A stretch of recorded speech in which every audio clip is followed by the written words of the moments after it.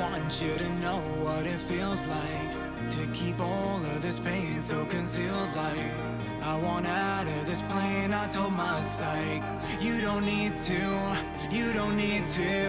I'm losing patience, living in damnation. I'm dark vibrations, singing incantations. It must sound like I'm mad, I'm never found to be glad. I'm working out of the math, the answer's always been sad, yeah. I'm a zero summation, lost in translation. Here's my resignation, from this life I'm not staying. My whole life's a passing fad. You'll remember the times we had, the times we had, yeah. All these pleasures my brain can't have. I want out, so please don't be sad. Giving up cause I'm getting out. Don't be sad, you could let it out. All the shit I'm forgetting now. My whole life I've been checking out. All I said you could send it out. Light it up, now I'm headed out. This is the end of my part now. We will be never apart, no.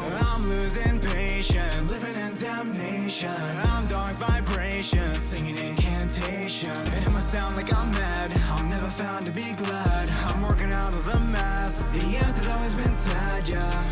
Don't leave, I need you with me. Don't die, I need you alive. Don't go, don't leave me alone. You said, yeah. My entire life feels like one big mistake, and all these pills inhibit re-uptake. I can't arrive at any reason to wait. Take it one at a time, only take it one night at a time.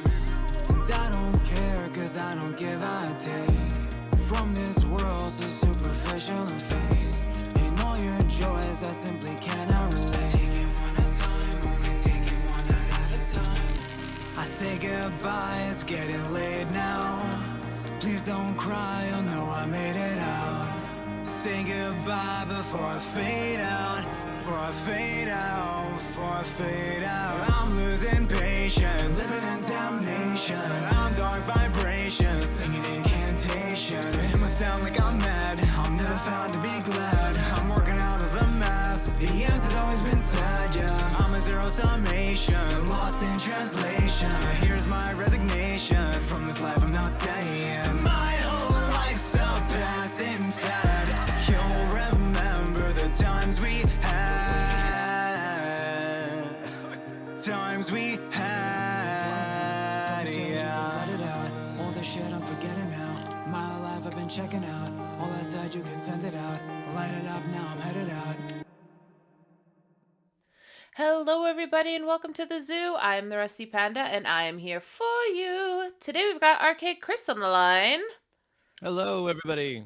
I hope that everyone had an excellent weekend. Here we are at Wiki Wednesday.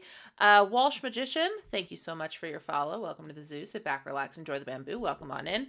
So today, if you don't know what Wiki Wednesday is, it's basically a show where we get the streamer to give us 15 things they like, 5 things they don't, and we go ahead down the Wikipedia rabbit hole. So that's the main gist of it. Let me move you here, this here, and... no, that's not what I wanted. I'm gone. Oh no. Okay, come back here. And then this is what I wanted to do. And then this is what I wanted to do. Okay, now I have the wiki in front of me. Okay, good. That's what I was looking for. There were so many tabs open. I just couldn't get to it. It's all good. So the first thing that I put up here was arcade game. And that's because obviously it's in your name, Arcade Chris, but also it's because something you were talking about last night about how you had a very specific gift that was given to you that was built or something. What is that?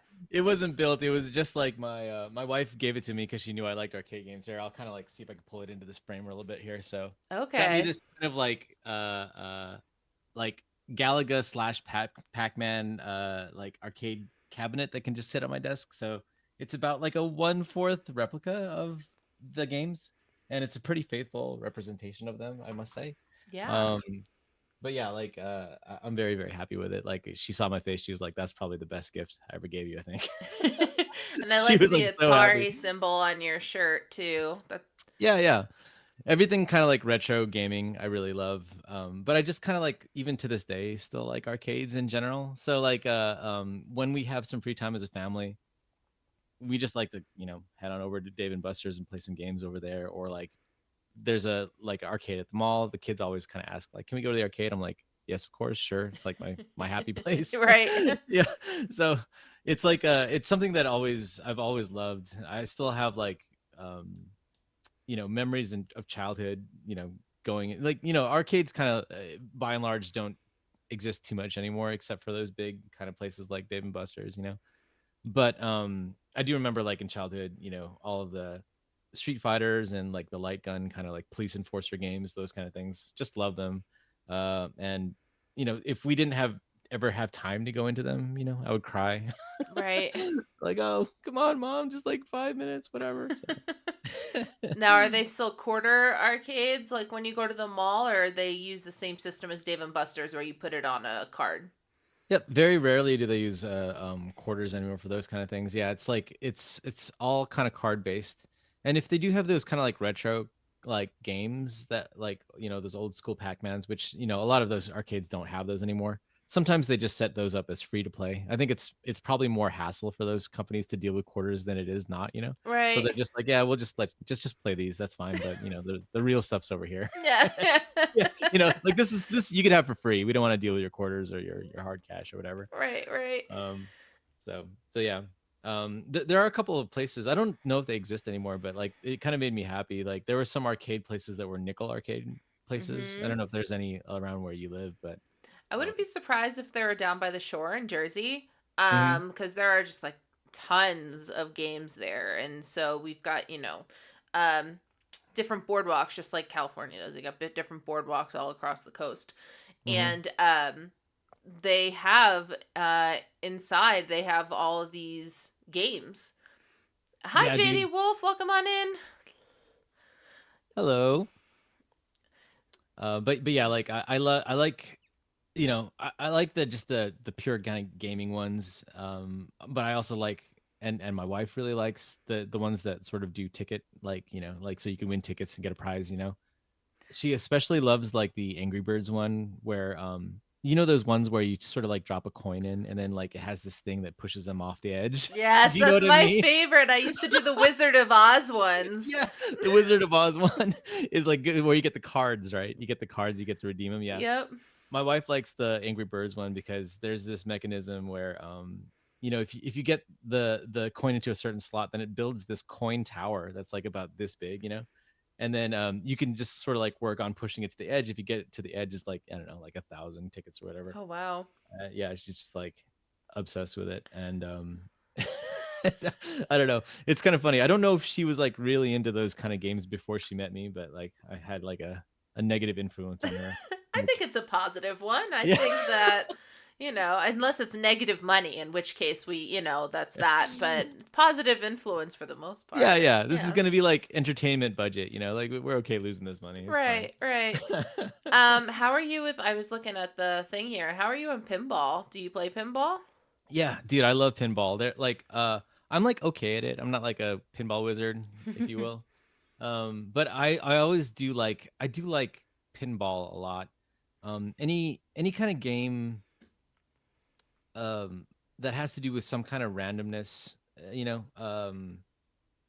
maybe it's kind of like that slot machine kind of like mentality where it's sort of like anything can happen. I feel like pinball is sort of like the same thing where you don't really know, you can't, nothing's really designed. You don't really know where it's going to go. I always think that's really exciting. Right, like you can only Uh, control the ball so much. yeah, yeah. And then it's kind of like, fate to the wind. You have to sort of like work with the game a little bit to succeed at it. And I do like that kind of thing. I think it's really exciting. I Yeah. have like, we're going to talk about it later, but we're going to talk about roguelites later. It's like also like one of my favorite types of games. And I think it's like kind of the same thing with pinball. It's just like Yeah. anything might happen, I don't know. And welcome on in, Galloway. Thanks so much for hopping on in. Okay, so the originals. So we can just talk about gaming in general. Where you're talking about like Pac-Man, Mrs. Pac-Man, all of Hmm. those. Are you any good? Oh yeah, dude. Let's see. What am I? Well, my high score right now on this thing for Mrs. Mhm. Pac-Man is 33,000. That's like an okay score. I think I used to be better. Um, but I do prefer Mrs. Pac-Man over regular Pac-Man, and it it's just like handles a little bit better. I don't know how to explain it. Just plays a little bit better. Yeah. But it's kind of evil to have this thing here like right next to me because like anytime I have a lull at work, I just like okay, well I'm gonna try this Ding, ding, beat ding, this high ding. score. Yeah. Oh my god. Yes. And yeah, like it's yeah, I don't know what a good score is actually. I don't know, but I do play quite a bit, and I do like it a lot. Let's see. So this came out. You're not going to tell me when? Come on. This came out in 1982. Yeah, man. So I would imagine that the original Pac-Man came out originally called Puckman 19 Puckman. Okay. I think Pac-Man added a little bit better vibe there than Puckman. Have you seen Scott Pilgrim? Yes. Yeah. I remember he has that kind of like thing about Puckman and how they changed it. It's kind of funny, right? Mhm. But yeah, like um I was trying to any kind of game that's like really simple like this but really engaging, it's like right up my alley. I do, I used to play a bunch of longer, more complicated games before, but now that I've gotten older, I think I just kind of need that like kind of one shot like, hey, I think this is why I kind of like arcades. I just like I just need that one shot like little like thing of adrenaline, and then I'll be good. one shot, one Yeah. opportunity. You gotta catch it, not let it slip. Is that like Something a song or something? is that what? What's an M&M? Is that a candy? I don't understand. Uh, okay, so yeah, as far whoa, what did I just see? Oh, okay. uh I thought I saw the word something, but it's not there. And I'm not going to go into it. Okay, so yeah. So, did you yeah. go to arcades to play things like Mrs. Pac-Man? I'm not going to ask how old you are, but like, did you go to arcades to play things like Mrs. Pac-Man, or they're like more advanced, like Mortal Kombat and all of those type of games? Yeah, I'd say like when I was like maybe uh a teenager ish, like Mortal Kombat and Street Fighter were more popular, And Miss Pac-Man was around when I was a really small kid. Yeah, I don't think I started playing video games until I was like a little bit later though. But that being said, there were still these kind of games there, and I did like playing them. And yeah, it's also interesting too. I have you seen that documentary, Fistful of Quarters? Yes, is that on Netflix? I don't know if it's on Netflix. It was about the Donkey Kong record, how there was like two feuding dudes with Oh Donkey no, I didn't Kong. see that one. No, no, no. Oh, Fistful okay, of cool. quarters. Okay. Yeah. It's kind of about like this kind of thing, where there's like just a bunch of folks that are like really, they pride themselves on being really good at video games and stuff like that. I thought it was a great watch, and I was really fascinated by it. There's this thing that they achieved called Perfect Pac-Man, where you can actually just you could literally beat the game without losing a life or whatever. And these Wow. guys are just like insane, just play all the time. So a really cool look into this kind of world. I don't think I was ever like in it that much, I would say, but then it's definitely still something that makes me happy to this day, and just walk into arcade and play a game or two. I'm still obsessed that you didn't call it, yeah, you called yourself not a pinball wizard. I'm a little obsessed with that you said that. That was I pretty know, funny. dude. Are we're gonna talk about the Who a little bit? Let's just get into it. Let's just do it. Um okay, so we're talking video games. Let's talk about places. So you were talking about Dave and Buster's. Hmm. Oh my god, I have to refresh this whole thing here because it's not giving me. Try again. There we go. Dave and Buster's. Okay, so I imagine that you have a Dave and Buster's around you, and how often do you go?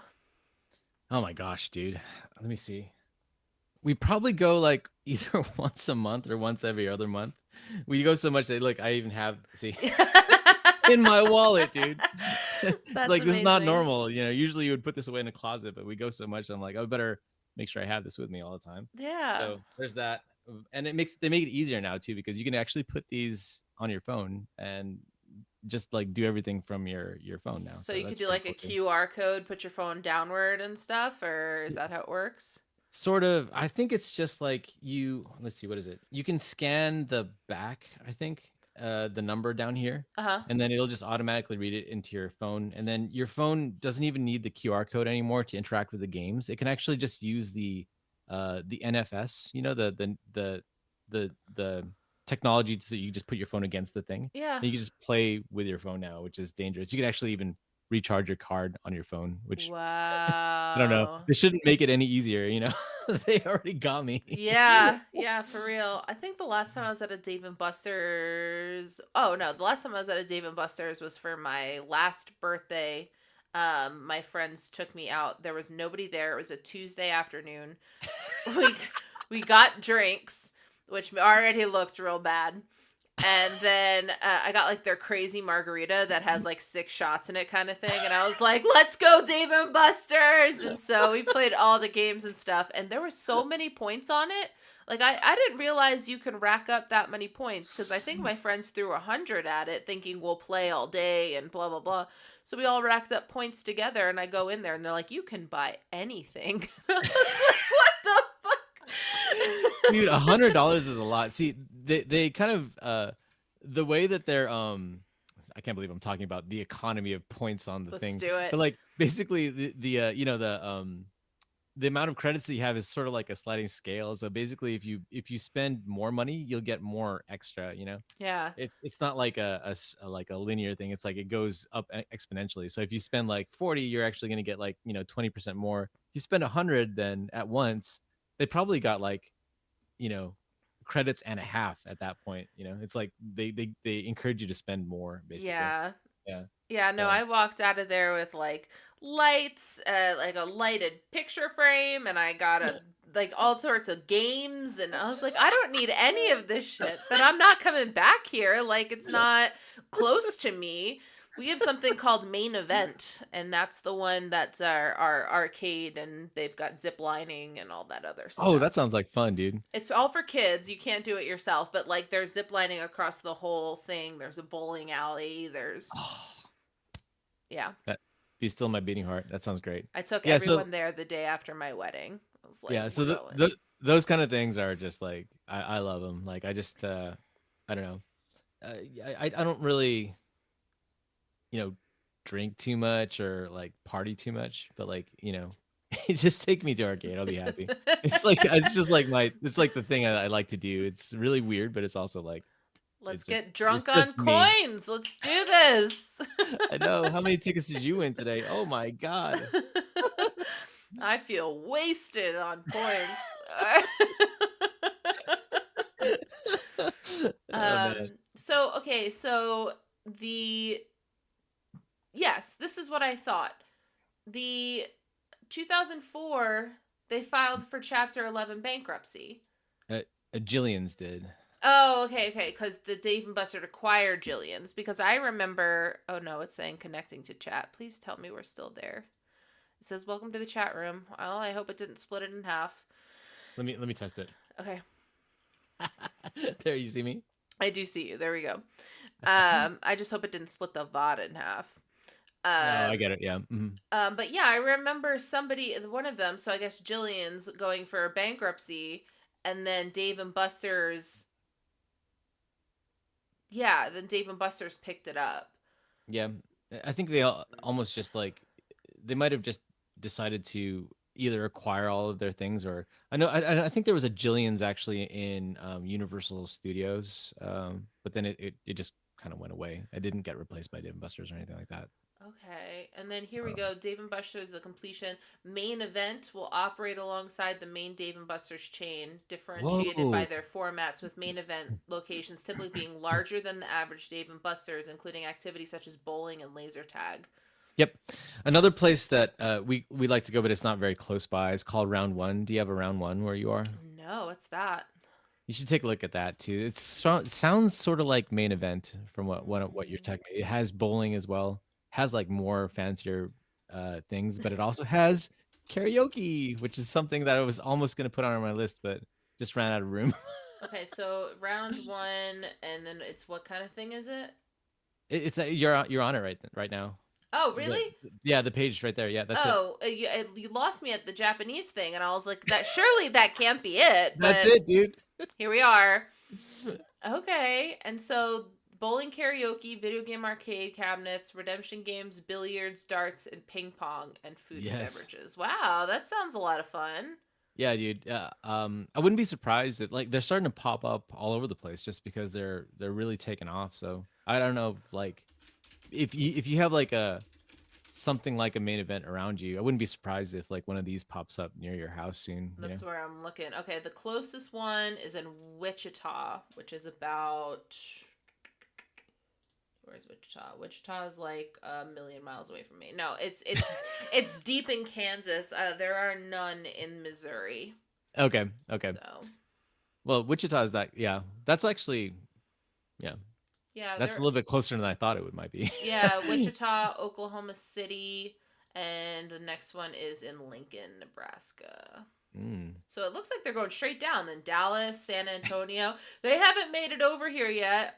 Yeah, just wait for the wind to blow, and then There one will go. sprout up like soon. Yeah. But yeah, like I've been surprised. Like this one, whenever I go, the one that's closest to us, maybe about an hour away. So we only go there. My wife's family, though, is right next to them. So when we go visit them, we always just go, hey, let's just pop in over here really quick. Yeah, And do family some round one." gathering. We should do Yeah. some round one. So it's always like I always try to find an excuse to go, but it's a lot of fun. And then I found out like recently that there plans to open one at my local mall Nice. soon. So like it's just like Now, it must be doing karaoke, well. is it like the karaoke room that I should segue that we've met before. We Yep. did karaoke down in Vegas at TwitchCon, so that's what's up. Yeah, But do dude, they that was have so fun. do they have karaoke like we did, or? Yeah, it's like that. It's maybe not as fancy, and it's just basically a room with a TV in it with some tables. But it is like that. Yeah, it's like you get to request, or like you just go around singing. Everybody gets a chance. It's private rooms. Oh, You could turn the nice. lights off and turn like the sort of like laser star things on too. Yeah. Yeah, but like those karaoke rooms double also as the birthday party rooms as well. So we've had a couple birthdays also there. So That would be a sick birthday. I would Dude, just you're go telling me. there and just have karaoke with my friends and not have to worry about like any old drunk person walking through and like wanted to do Freebird. Like that would be awesome. Yeah, just kind of like what we had in Vegas. That was like so fun. I talked about it with my wife just like nonstop. How she didn't know any of you guys, but I was just like, yeah, we had Rusty Panda. I was like, she had a great voice, and Aw, she's thank like, you. oh, who? like like Oh yes, of course, the Rusty Panda. How did I not know who that was? You should know her. She does Wiki Wednesdays, and I have no idea who the frig this girl is. But I'm happy for you. I know. But yeah, so never in my life have I seen a karaoke room. Not even not like in Vegas, but like ever. So that was like the first time you've ever done something like that. Yeah. Oh man, that's so funny. Yeah. Like that was my there's a lot of places in LA that are sort of like formatted like that. And it's really popular in like in our sort of Japantown in downtown. There's a couple of those places. A couple of those places in Koreatown as well, where it's just basically the whole like business, right? It's just like they have rooms, they serve you drinks, you just have a good time in there, and then that's it. The next person comes in. So wow, yeah, that guy really wanted us to have bottle service. He was very adamant about us having bottle service. That's how they make their money, man. That's how they make their money. And Davey was like, no thank you. Yeah. No, I think we're okay. Yeah, yeah, like how Davey goes. Yeah, Yeah, it's yeah. so funny. No, I think we're good. Thanks though. And he's like, but it's better with bottle service. He's like, I'm sure, but we'll just order like a margarita over here and like two other drinks, and that's all you're getting tonight. And then of course we call him in constantly to fix things and all that. No bottle service though. That's really funny. I just kept Oh thinking my about that God. poor guy, like trying to make his extra money, and we're just like, no, I mean, we're not rich. What do you think? no, I wonder if he pegged one of us as like that guy's the rich guy, or maybe yeah. like if he saw Davey, he's just like, I think that guy's rolling. Like it's just like none of us are really like rich. We are here from donations, thank Weird. you. We are not here I because we know. all can pay for it. I know. So, This is TwitchCon. Like we're coming from TwitchCon, right? So right. we're streamer money. Yeah, exactly. Okay, so arcades like Dave and Buster's, we've got games like arcades. Tell me about tell me about some board games. Yeah, board games. Do you like board games too? I do very much. I have my own collection. Yeah, me too. It's like I get so much shit for it because sorry, can we cuss on the Yeah, show? we can cuss. I've already said fuck. We're good. Okay. Yeah, it's just like, my wife's just constantly like, where are we gonna put all this stuff? I'm like, I don't know, but I don't want to get rid of them because like, I want to play them again someday. Yeah. I would say that like a lot of my board game kind of addiction was like pre-pandemic. Now that we've post-pandemic, a lot of my board game group were in the office, and like since we don't have to go in the office anymore, Right. lucky me. Yeah. But I just stopped playing and board games because actually my wife doesn't like to play board games very much. Okay. Yeah, Yeah, it's hard but to get my husband to play cribbage with me, but like I make him do it. I'm like, oh yeah, I had a hard day, so we should play cribbage tonight, And he's like, really? That's what you want to do is cribbage? I'm like, yeah, we should play some cribbage. cool. Yeah, you play the hard day card. Right. I should probably do that too and get a board game out too. My wife tells me that she doesn't like to play board games because she gets uncomfortably competitive. Oh, okay. So she's just like, I just don't like how I feel. I get angry, I get like anxious, and I just like want to kill you. Like, Well, you had put here Pandemic. That's a group game. it is, yeah. So Pandemic is probably I put down that one as probably my favorite one. And it's kind of like ironic now, like pandemic was not in the cultural lexicon when this game came out, and then No. we experienced the global pandemic. Now everybody knows what it is, so it's just kind of ironic that I like this game Right. before we actually had a pandemic. Mm, But yeah, the game is you're a team of scientists slash medics slash like sort of military personnel, and you're trying to save the world from 4 viruses that are ravaging it, and you have to work together. So you're basically playing against the board. Every turn, you get a chance to like move to different cities and clear out like these little colorful blocks that represent like let's see. like the level of infection in the city. But then every turn, more come back. More come back. So you see those green cards at the top. Like after everybody's turn, you draw a couple of those, and then a new city gets infected, basically. And then you have to work to get the cure for all 4 viruses before a certain number of outbreaks happen. So it's really, really good. If you haven't tried it yet, I would recommend it because like there are a lot of more complicated board games that I got into later, but I kind of found that like my group of friends didn't really have the patience for them. Right. So I think this is a really good starter kind of game for folks, and it's sort of still, I think, one of just the better designed ones. Like I think it just really holds up really well. There's a lot of drama that happens every time you play, and it's really exciting. Like you have to make really interesting choices, like, oh, do we let Hong Kong blow up, or can we Right. just like this the tour, or like probably, you can kind of imagine millions of people dying in your head. Right. But All like you're because of like the cubes. The yeah. cubes are tell all. I know exactly. And yeah, the board gets increasingly more chaotic. Like this picture that you're showing me right now, Hmm. that's like near the beginning of the game. If I saw a board like this, I'm like, dude, we're fucking set. Like this is Right. like This is we're great. like yeah, but like there's kind of no way you can keep up with how much the game throws at you. So you have to find a cure before that happens, and just basically minimize the damage. So it's really really cool. It's like a really interesting game. There aren't a lot of co-op board games. A lot of them are competitive, but this Mm-hmm. one it you're working together, and it feels really good to beat the game. And even if you don't beat the game, there's like still like good stories that come out of like, getting almost there. Like, oh, we should have saved Calcutta or something like that. Like it's Right, just like, right. yeah, it's a crazy game. So I'm trying to think. Yeah, there was a bunch of expansions. yeah. There was Woo! actually even a guy. It was so popular, and for a good reason too. It's just a really great game. There was a dice game that was released that I may or may not have. Yeah. And then there was also like a legacy game as well. So if you're not familiar with what board game or legacy board games are, have Mhm. you ever heard of that term before? Let's find out. Do I know legacy game, board game genre? Yeah. Okay, so the idea was okay. Hold on. Yep. Yeah. And while you're reading it, I can explain it. It's all Yeah, good. yeah. Go ahead. Yeah, so basically, I haven't played any of these myself, so just take that with a grain of salt. But I do like the idea. So, a legacy board game is a board game that changes permanently over time. So it's designed to be played multiple times, but like over the course of the game, um, permanent things will affect the game. So the rules might change, the map might change, the pieces might be able to do different things in different playthroughs. So basically, every time you're playing, it's a little bit different, and it's sort of meant to sort of take you through a journey, basically over the course of multiple plays.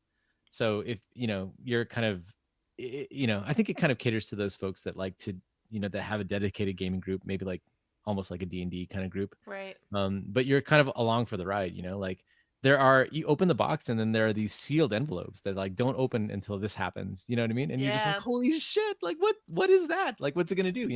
And then a lot of the envelopes have things that just change the rules, and it's just like stickers where it's like, okay, put this sticker over this part of the rule book and now that's the rules. Yeah. Yeah. Yeah. So Yeah. it's Yeah. pretty cool. Yeah.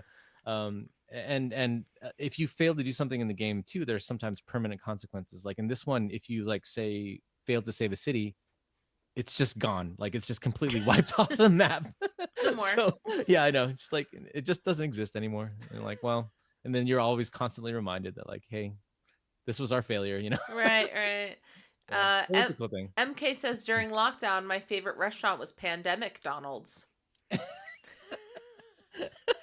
MK makes some great jokes. That's a good one. Yeah. Pandemic Donald's.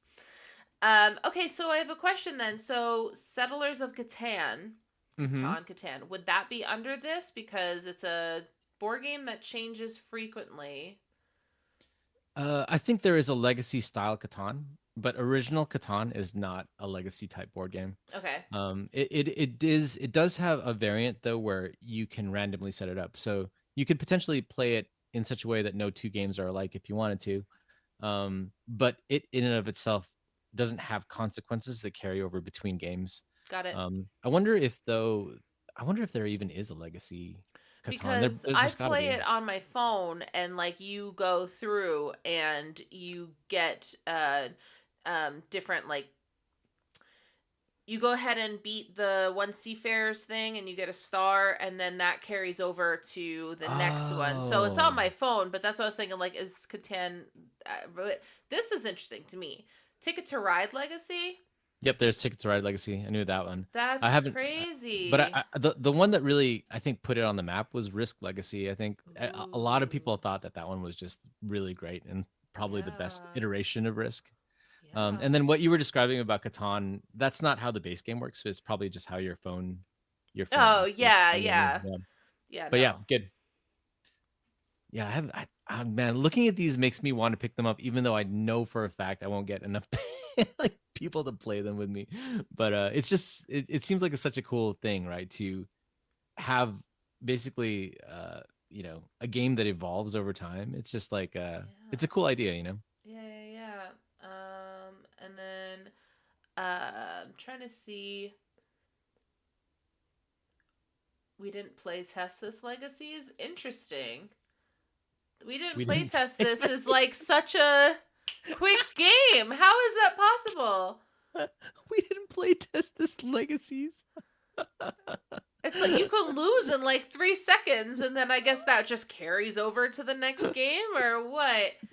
Yeah, the, I don't know about that game specifically, but I did know about a board game called We Didn't Playtest This, which Hmm. I think is just like it's like a troll game basically. Yeah, I think it's And a then they card actually, game. yeah, and then they made a legacy version of it. That's pretty funny, dude. Yeah, that is very interesting. All right, so I understand it better now. Cool, yeah, I get what it means now. Today we learned. yeah, great. I left my venison in the fridge for too long in a way that game evolved over time. Game. I get it. Okay. Okay. All right. So blah blah blah blah. Let's talk about we've talked about some board games. We're gonna come back to board games, but I want to go back a second because Yeah. you specifically mentioned Tetris, and I missed it on the list. Oh, okay, yeah. We'll talk about Tetris. Yeah. Yeah. Uh, I I I don't know what to really say. Like, I just love the game so much. Like, you know, I think it goes kind of without saying. It's one of the most popular games of all time, and I think almost everybody's played it. And it shipped with the Game Boy, original Game Boy, and it was just Right. like the killer app for that thing. Um, but since then, it's been, you know, um, I kind of took a little break from it for a while, I guess. And then there's this recent game that came out called Tetris Effect, and it just sort of rekindled my love for this game in such a way that I almost like I play it like almost like maybe once a week. I don't know if you've heard Yes. about Tetris Effect, but it's like they basically, it's just basically Tetris, but then they kind of like they put all this psychedelic stuff in the background, it's just really cool music, and it's just like this sensory overload. But it's like really, really great. Huh. Um, but yeah, like uh, while I was kind of into this Tetris sort of phase, started to like watch people play competitively, and um, it's so interesting. They're like so good at it. Um, I'm and there's this thing called like I was like reading up on like how they got so good, and started to like study.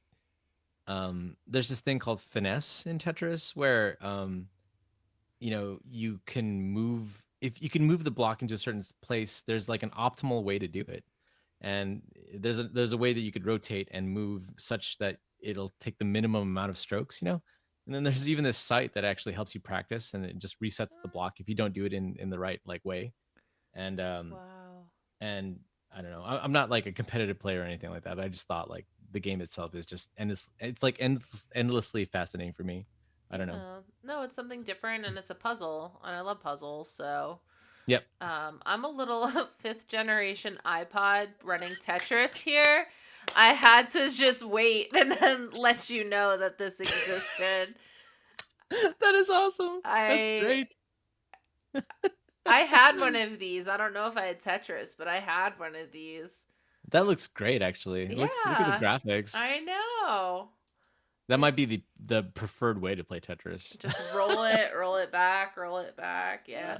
Everybody's like, "What's an iPod? I don't know what that is." And I'd be like, "It's okay, child. Just it's Oh, okay." dude. I gotta tell you, like, yeah, I'm probably one of the older folks at work, and they just don't get me. No, I Some get of this it. stuff, yeah, like iPods, just like what. What? What's an iPod? Okay, so what I wanted to get to was film. So Tetris film.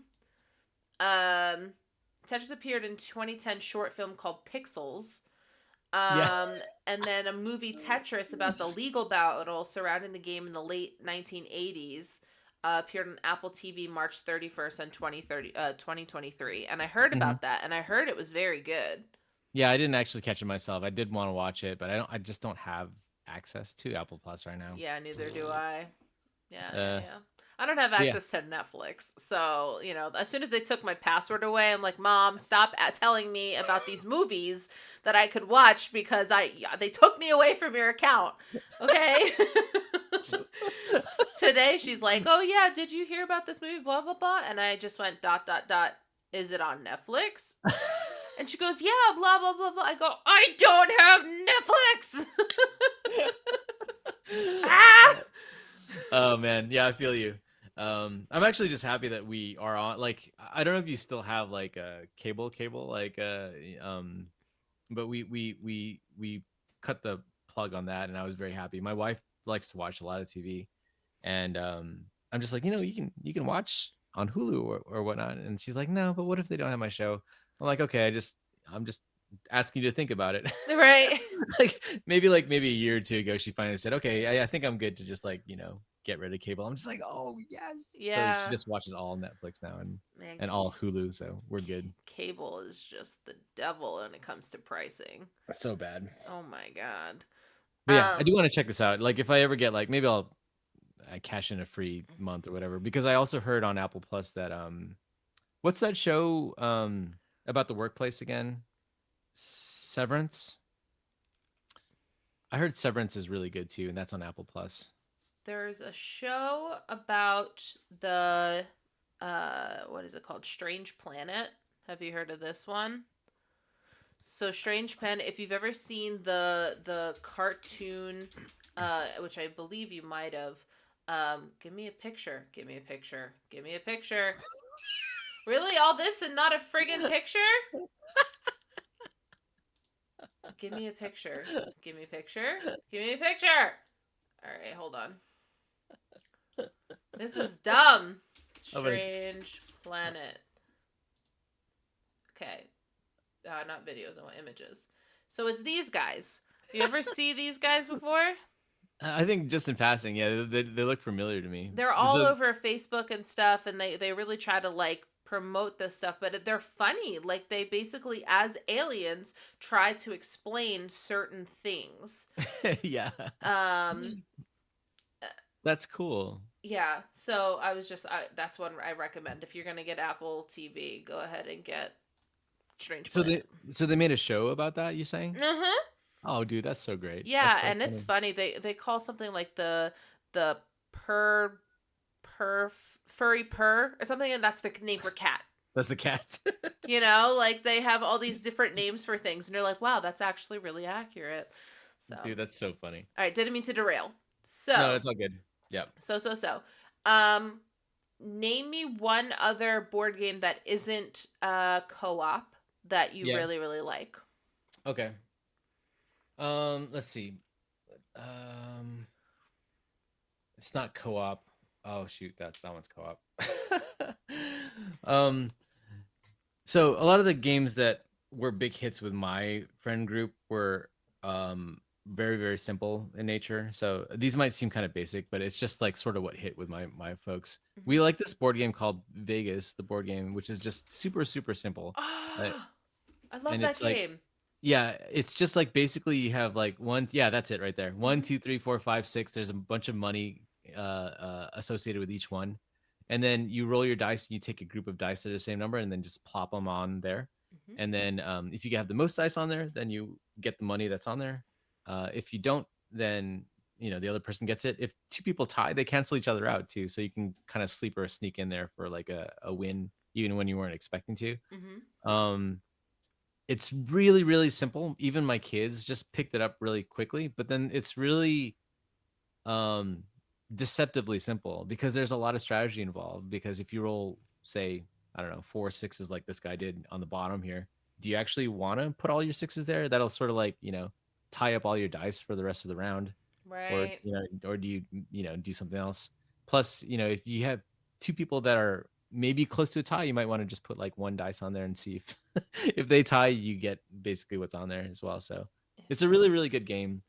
I unfortunately think it's like the version that I was playing is out of print. Actually, I think the one that you're showing right here, it might be out of print, but maybe there's a new one out there. But I'd say that this one was probably the easiest hit for everybody I played with, even gamers, non-gamers. Mm-hmm. This was the one that really stuck with people because you can explain it in like 2 minutes, but then it gets really, really intense when people figure out like, oh crap, I'm really like, Strategy. Yeah. yeah, really gunning for these amounts, and these people are competing with me, that kind of thing. So there's that one. I will just say another quick shout out for another board game that I liked, which is a card game. It is co-op though, but it's called The Mind. I don't know if you've heard of that one. No. I would really recommend you might actually dig this, you and your husband, maybe your friend group. It's another kind of quick card game that is really simple to explain, and it's one of those ones where it's more of like an activity than a board game because it doesn't seem like there's much of a game there. Mm-hmm. So Mm. it's basically like let's see, are you able to see it? Nope, can't find it. Oh well. It's okay. Tell me about it. Yeah, that one's like there's basically just cards, one from 100, and then you get dealt a certain number of cards in the first couple rounds. You just get like one card, and then you get two, and then you get three, and then the whole goal of the game is to like wordlessly, you have to somehow play the cards in numerical order with everybody at the table, but you can't talk to each other. And it doesn't seem like it would work, but it kind of it just kind of does, um and then you get those moments where you actually do something in sequence, and like nobody knows how it works, like, and everybody starts to cheer, and then you're just like, what, did we actually do that? It's one of those games where it's really interesting. It's kind of like a mental exercise. That's really sweet. That sounds yeah the, fun. yeah, the kind of way it works is like it kind of revolves around your internal clock basically, but nobody really knows that when going into it, especially if you just explain it the first time. You'll get this moments where somebody has a 66, whatever, they play it down, then somebody plays a 67, somebody plays a 68. It just kind of like works, and then Right. everybody's like, wow, whoa, we did it. It's just super crazy because it seems on the surface that it's impossible, but then it just like somehow works. It's a really, really cool game. So That sounds wicked. I yeah, would I would definitely pick that up. yeah. Um, I'll shoot you a link in your Discord if you want to like take a look. It's really cheap too. So Sweet. I like cheap games. Do you play Munchkin? yeah, I play a little bit of Munchkin. Mm. It's a little bit too random for me. But it is like a fun time because wild stuff happens in that game. Right, it's different. It's kind of hard to predict. Um, but Yeah, at the same token, it's got a point. Like it's you still follow directions, exactly. but Yep. like we didn't play test this is like just like it just makes no sense. You can lose in like two cards, and you're like, did we play? Did this game even happen? And It's that's like why a troll. It's like a trolling game, right? yeah. And then you're like, how is there a legacy portion of this? Like, I'm really interested to see what that is now. I want to maybe watch a video or two on it. It sounds so yeah. funny. All right. So we've gotten no, we're almost done with gaming, but not quite yet. Yeah, So I we're got a lot gonna on gaming. do yeah. We're gonna do Deep Rock Galactive. Okay. Perfect. All right. Yeah, dude. Yeah. Do you know about this game? You play it? I have. Okay, cool. Yeah. I think just in general, these kind of games are really interesting to me. Kind of like when we were talking about pinball. Deep Rock Galactic is like one of many games that I sort of listed in my like list to you that are like rogue-like games, Mm-hmm. or procedurally generated games. Mm-hmm. So the game, you basically start and you don't know what's gonna happen. Like it's completely random and it's kind of like unique to you. And I really dig games like this. It's kind of like almost like maybe like a slot machine mentality. But it's just like it's endlessly interesting to me. Like you never know what's gonna happen. Every kind of like run through their thing is like a really unique story where unique things happen. And you kind of have to because there's no pre-designed like level or whatever, you have to rely on your skill in the game and your knowledge of the game to sort of like survive. Mm-hmm. So I really like this game. The other ones I mentioned, like Hades, I think is my favorite of all of them. Oh, we'll get into Uh, Hades. I was gonna. Hades is so good. You want to? Let's just do it. Let's go into Hades. Yeah, this game is pretty cool too. I think maybe I would have liked the Oh progression to be a little shit! bit better. I No, it's wasn't. all I good. wasn't paying attention. It's not Hades the god. It's Hades the video game. But let's ignore that. That just happened. Yeah. Have you played this game? This one I have not. Okay. I think I have like, I don't know. I think I have like 60 hours on this game, even though it's not really meant to be played that much. And my friend has like 100, like maybe twice that much, 120, Wow. because he's trying to like beat it at the highest level. Mm-hmm. One of the kind of like interesting things about roguelites is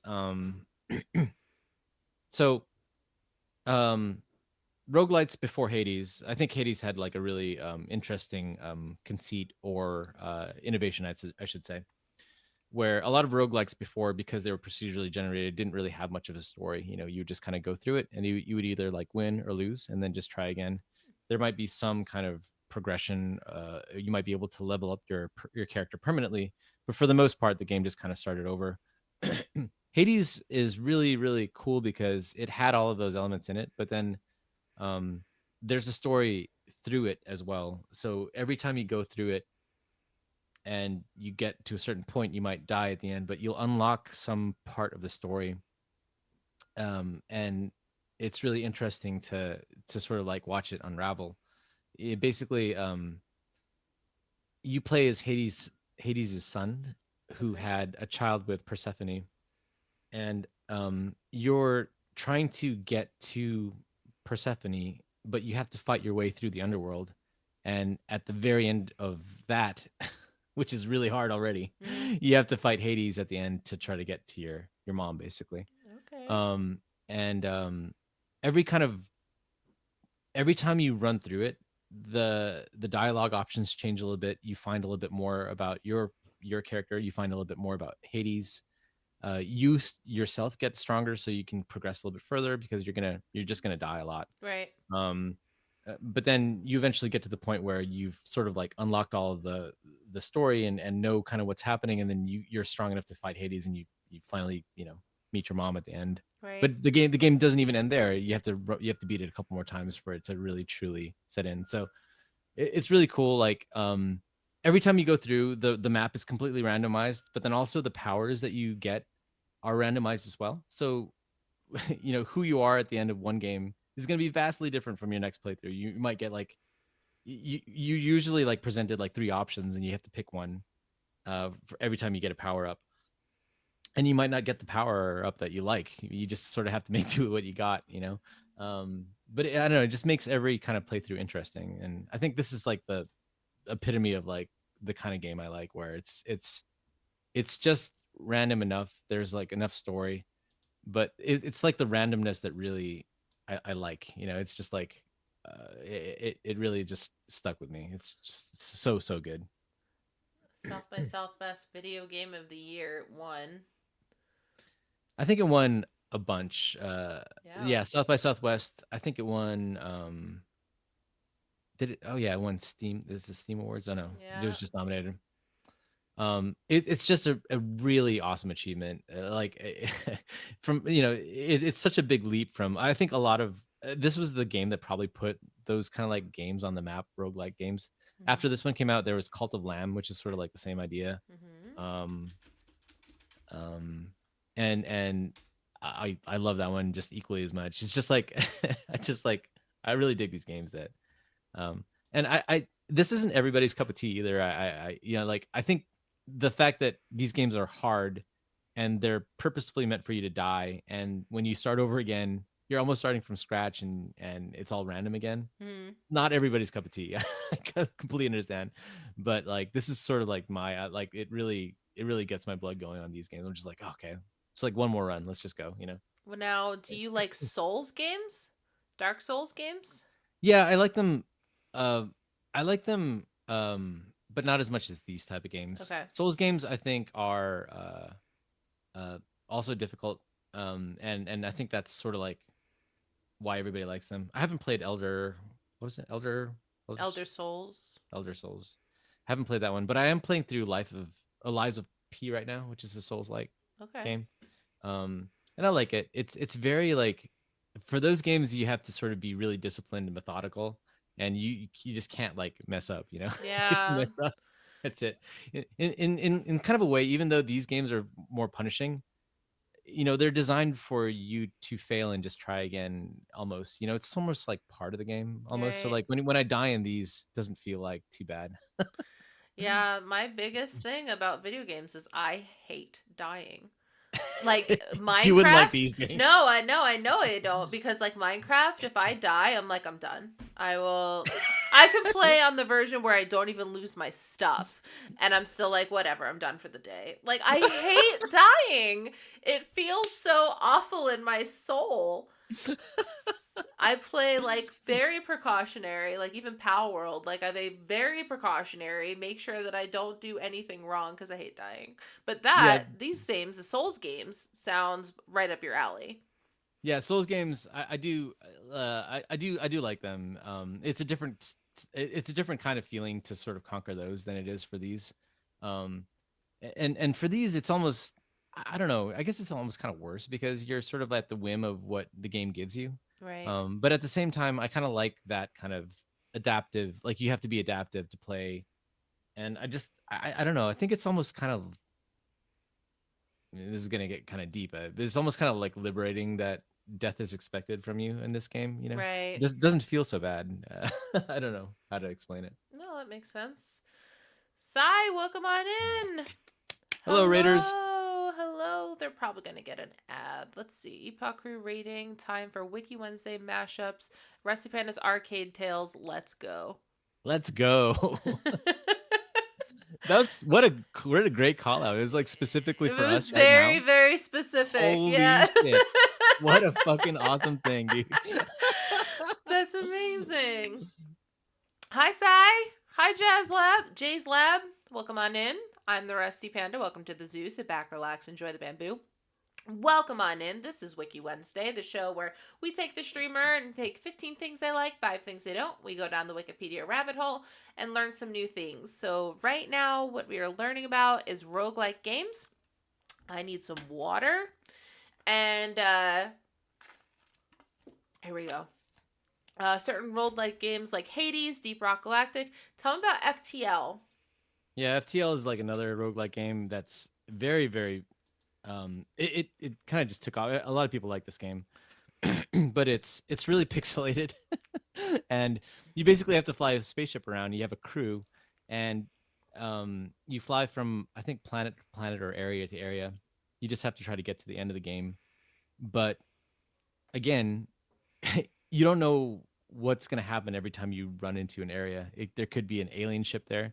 There could be a planet with resources. There could be more crew members. You know, you never know. So it's exciting to, you know, discover what the game has to sort of do every turn. You never know what's going to happen. So, and it's really hard. I don't even think I beat this game, which is kind of like pathetic to think about. I did play it for a while, but like, this one is probably one of the harder ones that I played. Yeah. Yeah. I've heard Yeah. of FTL before. Didn't they make a movie on it? Or Um, let me try to think I'd be really here. surprised if this specific game was a movie because look how it looks. It's like Oh, that's what I know this from. Galvos played this before.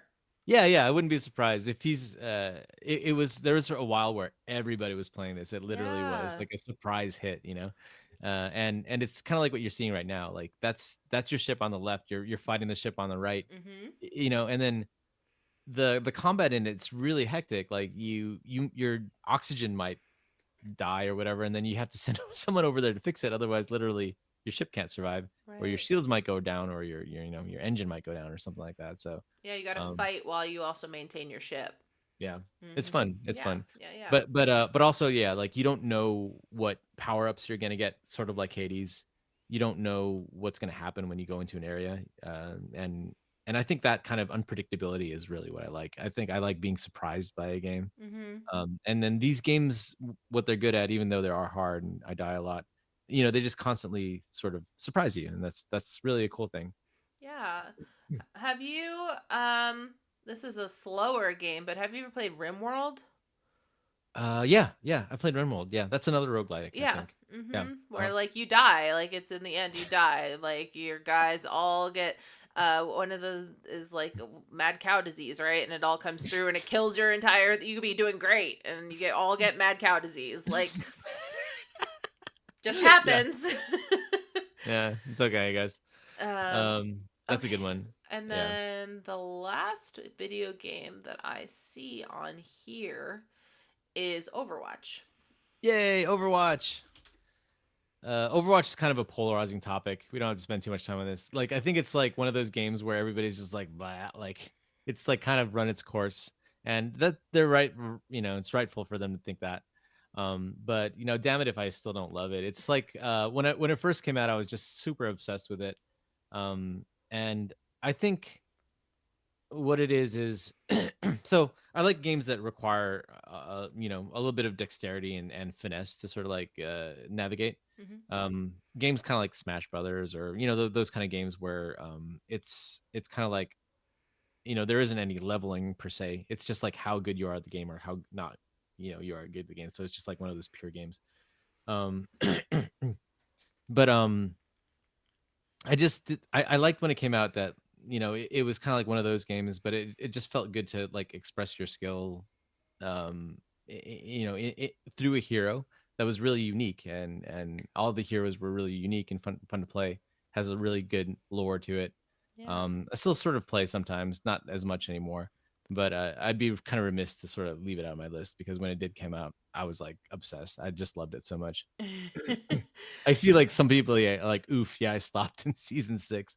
Dude, yeah, I totally get it. I would say that like with everything that's happening with Blizzard and Activision, and even over some of Overwatch's like recent PR stumbles, I would be, I'd be not surprised if people just like stop playing Overwatch for good, because they really, really screwed up like the game, and they screwed up all the goodwill that they built up over the years. Mm. But all that being said, I still remember when it first came out in those first few seasons very, very fondly. And I think I still sometimes play to this day. It's just like a lot of fun for me. Yeah. I was told to download it for before, and I was just not good at it, so I just undownloaded it. But that doesn't need to say that it wasn't a good game or is a good game or whatever. People are doing heals, but then I'm in the wrong place because I'm supposed to be doing this, but I really just want to shoot this guy, but I'm not supposed to shoot this guy because the guy behind me who's on my team is supposed to shoot that guy, and I'm Yeah. just supposed to back up. There was too much. I Too know much. it's so complicated, and if you can believe it, it's even more complicated now. Oh And my I god. totally get that. Like my wife watches me play sometimes. She's like, "How do you know what's happening on the screen at all?" Like I don't know, and it totally makes sense. But for some reason, everything just clicked for me. Like it just made sense. Like what the roles did, like where I'm supposed to be, what's supposed to be going on. And I don't know. It just like it's one of those games that really just hooked me. So Battle Pass changes all ruined it for me. I love gameplay, but they made some terrible choices. yep, And yep, yeah, you have to play your role. Yeah, I yeah. don't like playing my role. If I see something and I want to kill it, I'm just going to go ahead and friggin' kill it. Like, I want to play with you actually yeah. now. It sounds like fun. And I also like how a key differentiator here for me was I never played competitive. I just played quick play. So I know a lot of people that are really like sweaty with this game and be like, "Oh my god, I'm only gold, and like why am I gold?" I didn't play it for that reason. I just played it to sort of enjoy the gameplay and to sort of hang out with friends. It was a good excuse to sort of like get together with friends. And so in that regard, Overwatch is just kind of like a stand-in for me. I do like playing games, that uh, that sort of like are multiplayer centric in nature. Yeah. So, yep. Yeah. And for those of you who came out on the raid, sorry to introduce myself. I'm the Rusty Panda. I play a variety of games. I play music, and I also do Wiki Wednesdays. So if that's your thing, and you want to go ahead and check out more of this, definitely drop a follow. It's free. And I'm almost at 700, so that's Woohoo! that's also Let's awesome. go. So just like little promotion that I never do. Okay. So now let's talk some music. Yeah, man. We're gonna talk some music. Thank you, Jay's Lab. I appreciate you. Um, okay, I just have to get some stuff off your list here. Hold on a second. Yeah, no worries. Board games. Okay, okay. Arcades. Tetris. Okay, so MTV Unplugged. Yeah, let's talk about that. Um, I wanted to put this in here just because, well, first of all, yeah, I love any kind of like whenever a band like releases like an acoustic version or an unplugged version of something, Mhm. that's usually becomes my favorite version of the song. It's just there's something about the acoustic guitar being stripped away from everything else, that I just love so much. So MTV Unplugged is a huge inspiration for me. If you've been to my channel before, a lot of the way that I present music to the world is based on kind of this format where I just try to make it as stripped down as possible, just to sort of like, get the melody in there and then maybe a few chords and then just kind of that's it. Mm-hmm. I feel like the kind of like less is more kind of mantra, it really speaks to me. And I like consuming music in this way. Mm-hmm. And yeah, some of the things in here, you're seeing right now, like some of their best hits, right? Eric Clapton's Unplugged was just like so good. Like Yeah. the way he changed Layla from like a hard rock song into a swing song, just like so good. Mm-hmm. My favorite one probably is the Alice in Chains one, because like it's just like Alice in Chains, it's a pretty heavy band, and that album is still heavy, but the fact that the guitars are sort of like a little toned down a little bit, it makes the harmonies pop more, and they're really good singers, like really, really talented, you know, at harmonizing and really emotive, just like really great. And the Nirvana one just kind of goes without saying. Yeah. That's like their last album basically. Mm-hmm. But that one's just a classic. It's really, really good. Um, so yeah, like I think I kind of put this on here just to sort of like, um, mention some of those for sure, but then also just my love for this style of presenting music to the world, like this style of like underproduced, like minimalist kind of like kind of thing, like kind of working within the constraints of just like no, there's no fuzz or there's no like other production, it's just a guitar, like that's really, really appealing to me to like listen to music like that. Yeah. Yeah, I've seen the Nirvana one. I feel like a lot of people have seen the Nirvana one. That Yep. that was I th- crazy. yeah. I feel like that one is just so, it's so famous that like you can't really escape that one. It's just like, yeah. I like it when they do stuff like live at Daryl's house where it's very raw and different artists, etc. Yeah, yeah, yeah. And so this one, the duo 21 Pilots perform new versions of several songs. I have to see that. 21 you know what Pilots is like one of my favorite bands. They were amazing in concert and I would love to see that. That sounds great. Yeah. I actually didn't know that some of these things were going on still. Like, or it's just like this is a recent MTV Unplugged. So yeah, like I see that Bastille has like a relatively recent one too. I have to Mhm. catch up on some of these. Yeah. BTS too on Unplugged. That's Mhm. crazy. Yeah, yeah, yeah. I wonder what that would sound like. I also saw one recently when I was sort of prepping for the show that like Corn actually had one. If you can kind of Oh, imagine that. So really? Corn is like so hard, and they did like a version of Creep from Radiohead, and then they did a couple other songs where it was kind of a surprise. Like it still sounds like Corn, but it's just like, it's maybe a couple notches lower on the volume, and you get to sort of hear um Davis, whatever his name is, the lead singer, kind of take a different take on the song where he's just not on full volume all the time. He's trying to, you know, he takes it a couple notches down as well, and the song I think is better because of it. Like you can hear what Yeah. he's saying and you can kind of like feel what he's feeling, so it's cool. Yeah, 2006, Korn performed Unplugged with Amy Lee, Robert Smith, Simon Gallup, the former Evanescence, and the latter duo of The Cure on some of their well known songs, along with others. The performance was released on CD, MTV Plugged Korn, on March 6, 2007, where it debuted in the US Billboard 200 at number 9. Holy crap. I actually didn't know it did so well, and I just found it recently. But yeah, I think worth the listen for sure if you want to. Yeah. I think some of it's on YouTube. Yeah, yeah. Um, yeah, MTV Unplugged, I remember watching, I think it was like in the mornings, like when they had like MTV something, it was in the mornings and they would show Mhm. old episodes of MTV Unplugged.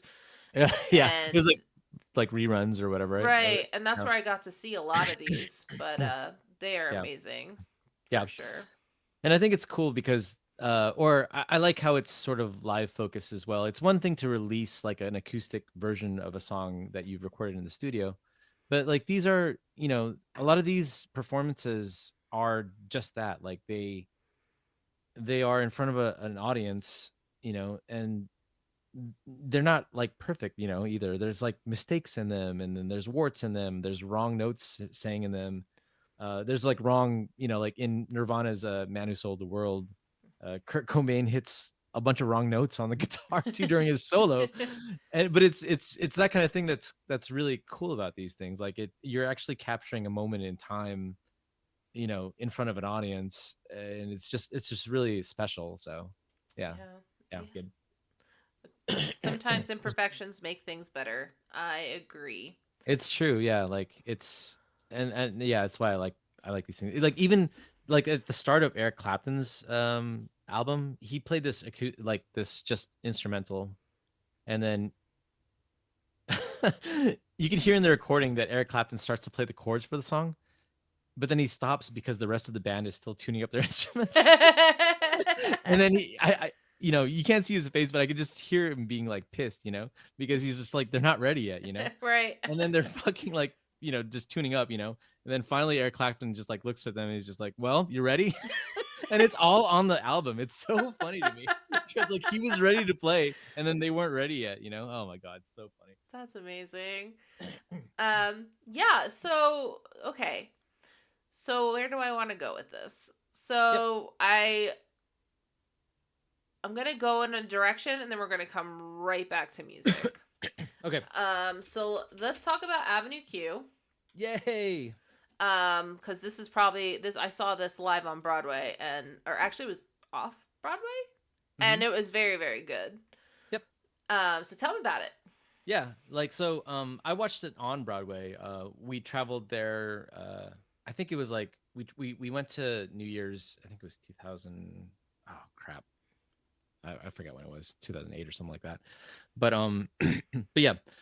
This is kind of like a stand-in for all musical theater for me, but I just wanted to pick one that I thought was just like maybe hands down my favorite. Yeah. And I think Avenue Q is just my favorite. So if you're not familiar with Avenue Q, the whole framing of the thing, it kind of feels like a Sesame Street episode, but it's kind of has to deal with um, someone in their 20 somethings that's having kind of like a quarter life crisis, which I was probably going through at the time. So kind of like resonated with me for sure. Mm-hmm. Um, and it's sort of like a bunch of vignettes about the people that live on Avenue Q, which is sort of like a rundown part of New York, but a fictional part of it. Yeah. So a lot of the songs are based upon, uh, giving like kind of a lesson to a kid, but it's got kind of like a dirty or like an adult themed kind of thing. Mm-hmm. Like everybody's a little bit racist, or Yeah. like all these kind of things that kind of plainly explain something in kind of a tongue-in-cheek way. But aside from all the jokes that kind of make you laugh, and I was rolling on the floor when I watched it. You saw it too. It's Yeah. just it's hilarious. It's funny. All of the dynamic puppet work is really really good as well too, and it's really seamless too. There are even times when there's a puppeteer um, mouthing something, and sometimes the puppeteer is supplying voices on stage for two different puppets and is in sync with somebody else doing their hand. It's really, really crazy. Yeah. It's kind of mind-boggling almost. But that's all well and good and stuff like that. But there are also a lot of really just good, just songs just that exist. Even outside of the musical, like Special. I think it's a really good Yeah. audition piece. Mm-hmm. And there's a fine, fine line. It's just like it's a really sweet and good song. That it kind of surprises you because you get a bunch of m- you know raunchy humor in this show, but then you also get a lot of moments that are really genuine and sweet, and I think it's really cool, and it's all puppets. Like it's really really interesting. So of all the shows that I've ever seen, I think this one surprised me the most about how much I loved it, and it just always has a special place in my heart for musical theater. So Yeah, for sure. And it's funny because I was like, maybe it was off Broadway, and it was. It says 2009 off Broadway uh-huh. because my prom ended. Right, prom ended. My boyfriend at the time, we instead of going down to the beach like everybody else does for prom, they all get a beach house and they all chill out, and it's like a big celebration. Hmm. We got a hotel and then took the train up to New York and saw Avenue Q the next day. That's what a what a nerd I what a nerd, dude. I love it though, man. That's great. I would have done the same thing if I had the opportunity, honestly. I, Yeah. I do like going to theater a lot, and I think it's a great um it's just a great thing. So yeah, that's there's a lot of other musicals I could have listed here, but I did want to just talk about this one. I think this one's really special for me. So Yeah. And so, on that note, let's talk about improv theater. Yep. So I've done improv in LA for a long time. Maybe it was close to like 15 years we actually did it. And we probably wouldn't have stopped if it wasn't for the pandemic. So Right. our theater closed down, unfortunately. Mm. But we were doing it sort of just as a hobby once a month with a bunch of friends, a bunch of my close friends. We're still like really close to this day. Um but yeah, we did kind of short form improv. That it's like whose line is it anyway, basically, Mm-hmm. where there's a game. But this is kind of like one of my loves in life. Like I think improv theater, the first time I tried it, I hated it. It was like I'm like I don't understand how people can be funny doing this. But I was also really I was really uptight and shy and really worried about what people thought of me and all these things that are not really good to have going into improvisational theater. In order to sort of like be really successful at this, you have to sort of strip away all of that kind of stuff. Just like go with the flow. Like who Mm-hmm. cares, you know? It helps to be in a safe space, obviously. So my friends created that for me. But I learned a lot from doing this for so long, like how mistakes, kind of like what Jay Z said, mistakes aren't bad, you know, like mistakes are, we call them gifts, you know, like so Mm-hmm. there aren't any, there's no such thing as a mistake actually, because whatever you do, that's just what happened and everybody just goes along with it, you know. Yeah. And it kind of like taught me that, you know, one of the key things about improv is listening as well, like listening and just reacting honestly. But it taught me a lot about not just performing on stage, and got me comfortable on stage. I probably wouldn't be doing Twitch if it wasn't for improv, honestly. Yeah. But just kind of like in everyday life, just how to, you know, you know, deal with situations, how to really navigate life, how to really take things as they are. You know, all of these things came out of improv for me. And I Yeah. think I'm really happy that it came into my life. It's just like one of those things where I don't know where I'd be if I didn't do it for so long. So, That's amazing. Yeah, when I first did improv, I was a freshman in high school because I went to performing arts high school. mhm. And so we had an acting class. And so none of us understood improv. I mean, I've been Yep. watching Whose Line Is It Anyway since launch because my dad would watch it and I'd watch it with him. Yep. Caveat, right now, Galvas and I are watching Whose Line Is It Anyway from launch because I have all of them. They're definitely not pirated. They're not at all. I Okay. would Yeah, of never course ever not. do that. But then, like back from 2004, like I had all of these on a spare drive and I was like, we're watching them. But anyway, nobody understood. She was like, my acting teacher was like, here's a basket, make it anything you want. And we're like, but it's a fucking basket. Like, I don't, what else can it be? And so somebody goes up and like, this is my laundry basket. She's like, no, no, no. It could be anything you want. And then it's like, oh, this is like a basket for a basketball. And no. So Yeah. Yeah. improv is definitely interesting. Yeah, yeah, that's a good thing too. Yeah, like I think that kind of exercise in itself, and plus a bunch of other things that we did, just taught us to, yeah, like there aren't any rules. It just kind of taught us that there aren't any boundaries either to your creativity, and just to make a bold choice, like just do it, you know, like. And I think that's the hardest part for folks starting out, is that they're not used to making bold choices because they're used to being judged for them, you know, Right. and like they're in a space that isn't safe, and they're kind of taught that like, hey, you know, I shouldn't, you know, color outside the lines too much. So if you do it right here, like your teacher was trying to do, you know, and you have a safe space and nobody's going to judge you, whatever, then you trust yourself more to make more bold choices, you know. And I think it helps, you know, even if you were just to become a traditional actor or do something else in the arts, you know, like I feel like improvisation, you know, it's just like it's a good thing to build good performance bones because you understand Yeah. what it's like to experience something for the first time. But kind of ironically speaking, improv actually probably helped me most with writing, because like I was in sketch comedy as well, which is not on my list. But improv kind of helps you get to a funny place, just because in your head you can kind of like talk as certain characters and kind of improv a scene out in your head and just sort of like write it out. So ironically speaking, even though improv and writing seem to be antonyms, it actually benefited my writing quite a bit, which is kind of really interesting. So So, I mean, tell me about your writing. Was that for a school course? Was that just something that you decided to do? yeah, that's a good question. So I was actually, while I was doing improv, I met some other folks that casted me in a sketch comedy troupe. So we were part of an all Asian American sketch comedy troupe, and I wrote sketches for that. I became at first kind of like improv. I didn't really like writing, and none of my scripts were very good, but eventually got pretty good at it, and became, they called me the head writer, but I right when they started calling me that, I had a kid, so I had to drop out, Right. unfortunately. But yeah, like I look back at some of the scripts I wrote, and I was actually pretty proud of them. They're all pretty good. So yeah, there was a little stint there with writing and sketch comedy. So That's awesome. yeah, MK says interviewing an improv comedian, and that's how I got into that kind of theater. Yes, and yeah, you know about Yes and, right? uh-huh. Yes, and Yeah, yeah, it's I think a lot of people know about improv now. I think before it was kind of a niche thing, but I think if you say yes and to people, I think more often than not they'll kind of know what that is, and that kind of makes me happy. yeah. Yeah, it's just, isn't that kind of funny? You never Uh, say no. It's always yeah, yes and.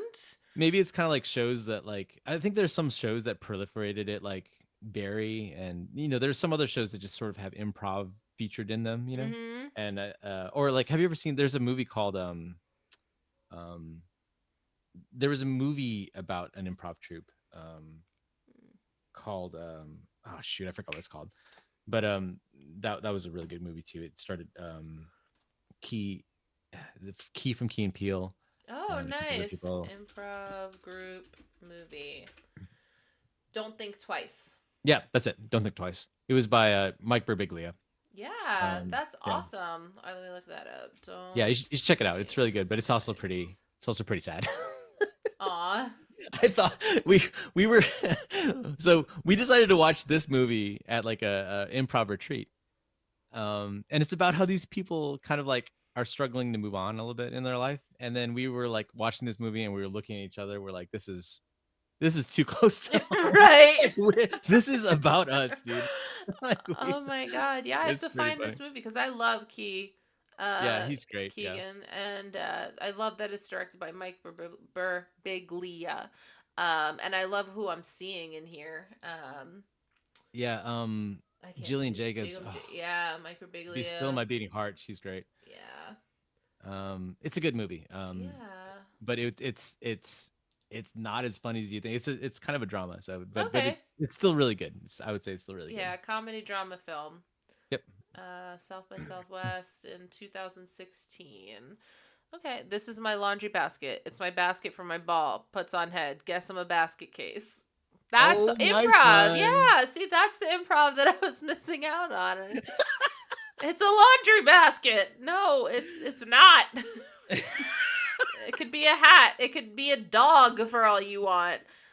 Yeah. Hey, Davey. Yeah, it's early Wiki Wednesday. What's up, Davey? Okay. Don't think twice. I love it.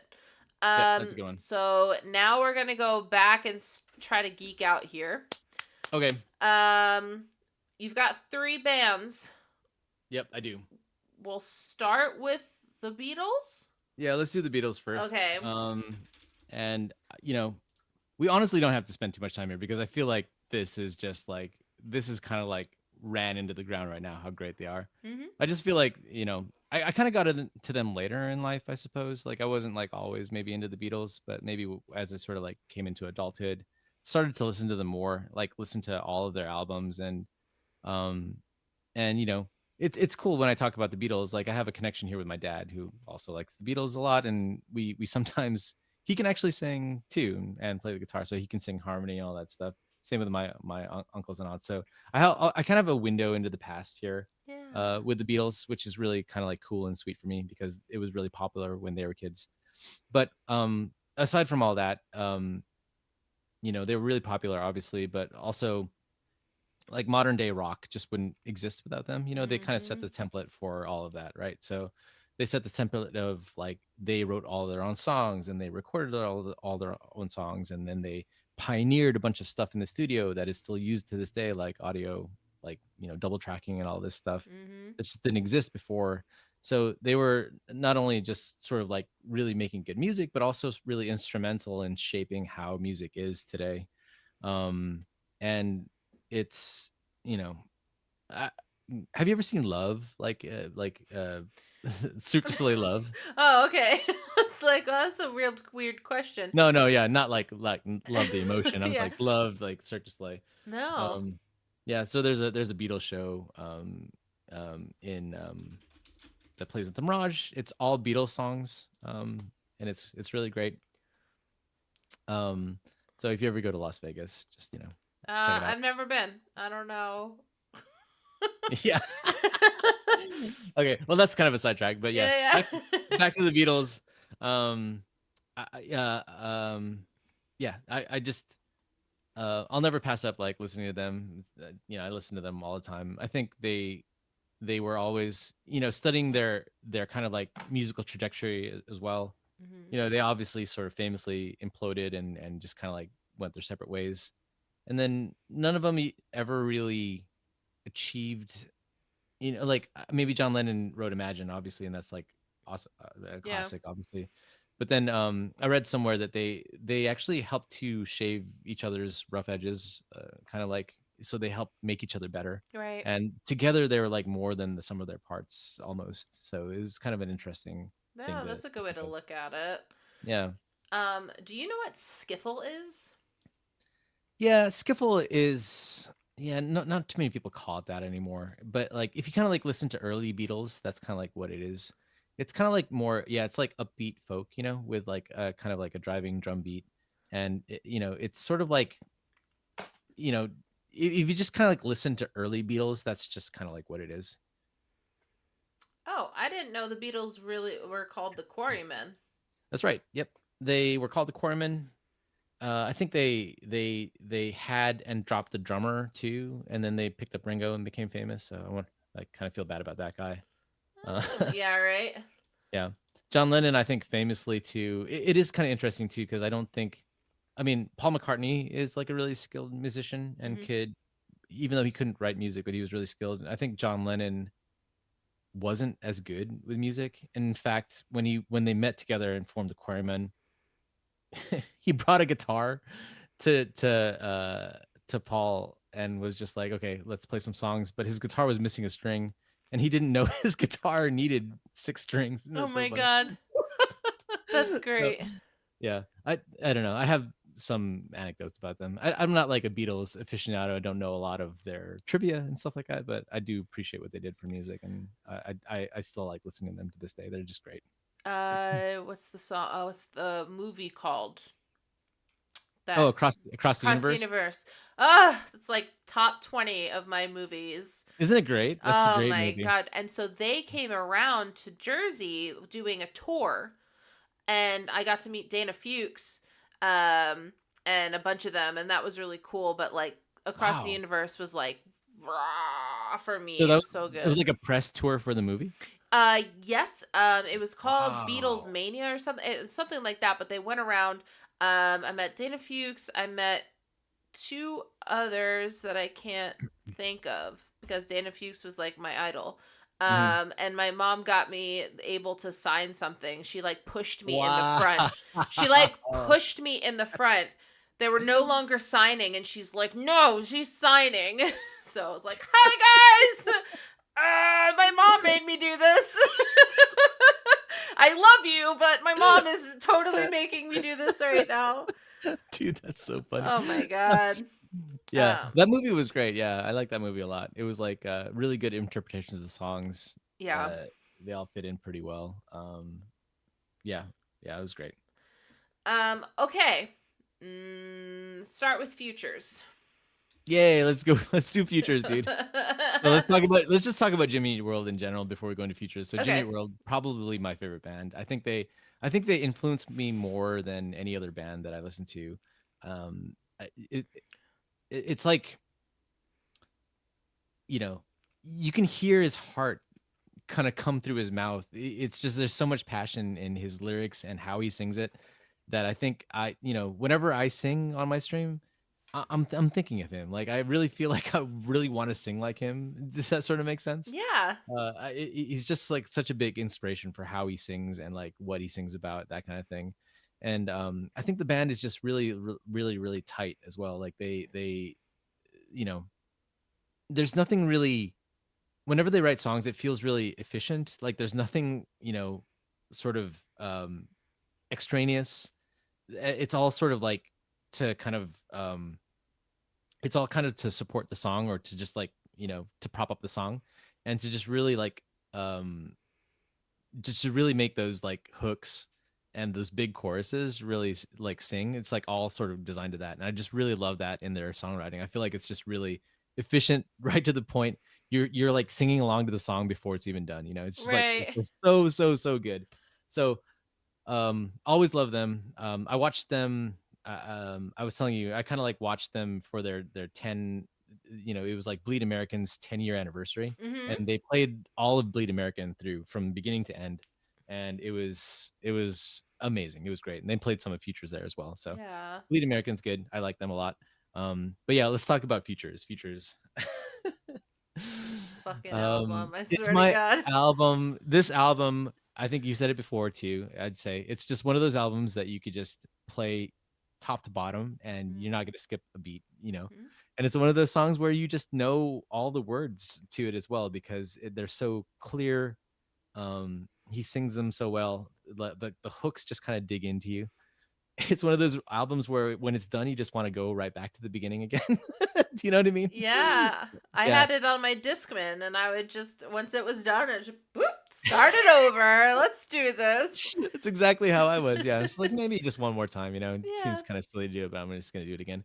Mhm. And yeah, I don't know much about how it was formed or made. I know that the band Bleed American became a huge hit because of the middle, and then this Sweetness came out. Like, they just like hit it off. That was like their sort of breakout.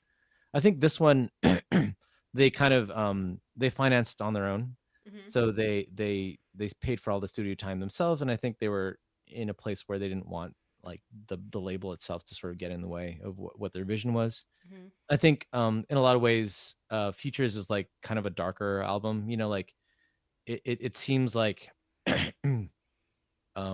Bleed American is like really almost on the pop side of things Mhm. and really hooky. There's still hooks in this one, but then they feel like it Emo. feels a little sadder, yeah, a little bit more emo. Mhm. And I don't know if emo were they called emo when this album was like sort of let Power out. pop, emo, pop rock, pop punk, alternative rock. Okay. Well, either way, I think if you didn't know that they were an emo band before, then this album was definitely just like, okay, this is emo, Yeah. right? Yeah. Yeah. You know what I mean? But yeah, like even though it's emo, it's like it's a really, it's not just sad and angry. Like they're trying to find these really complicated emotions, that kind of exist somewhere between like being happy and sad. Like Mhm. Futures is kind of like a hopeful song, but it's also a little bit, you know, scared of the future or that kind of thing. And Right. work is about just on the cusp of escaping something, um Mhm. and it's just like a really cool, they always try to find in this album in particular really interesting points of view to write from that aren't just like Mhm. so obvious. Yeah. But then they do it in such a way that's really accessible. So like when you're first singing along, you're just like, wow, that hook was great. And then you kind of like dig into the lyrics and like, wow, that song really meant something really cool. Right. So Why am I yeah. crying? I don't understand. I know.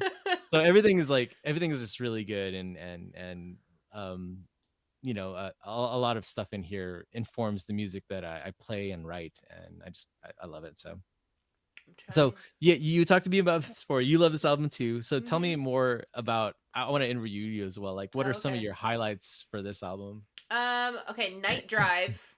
Yeah, That yeah. was the song I was telling you about. That, so 23. that one opens with, it goes, ooh, that one, right? Yeah, Okay, I know kiss I know me exactly with which your one you're talking about. cherry Yeah, lipstick. Never wash you off my face. Yeah, that's a good one. Hit me, I could take your cheap shots, leave you with the love we made. And he goes, I set my clock by street by. Let's He just sing the gets, whole album. Let's start at the yes, top. he gets totally into it. And then obviously 23, I was saying when I turned 23, I literally sang this like every day. I was telling it was my Facebook status I like love 23. 100 times. And also, weirdly enough, like it's besides what is this, Drugs or Me?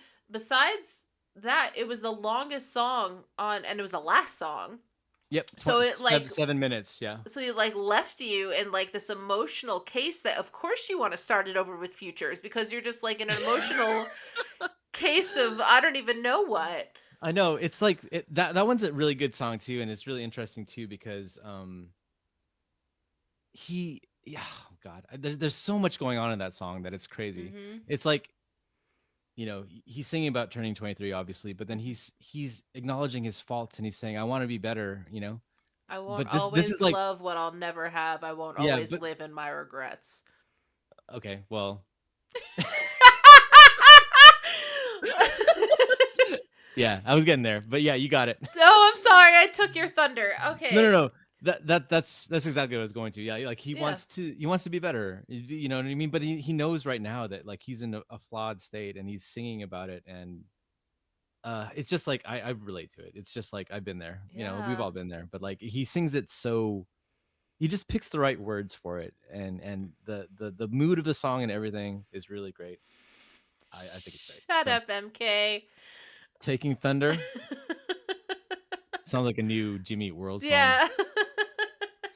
I got to tell you that like when I saw them live and they did all of Bleed American, so Mhm. that and then when they concluded Bleed American, they're like, okay, we're gonna play some other songs now. So they played like Futures, they played Work, they played 23, and then somebody in the audience proposed to his girlfriend when they played 23.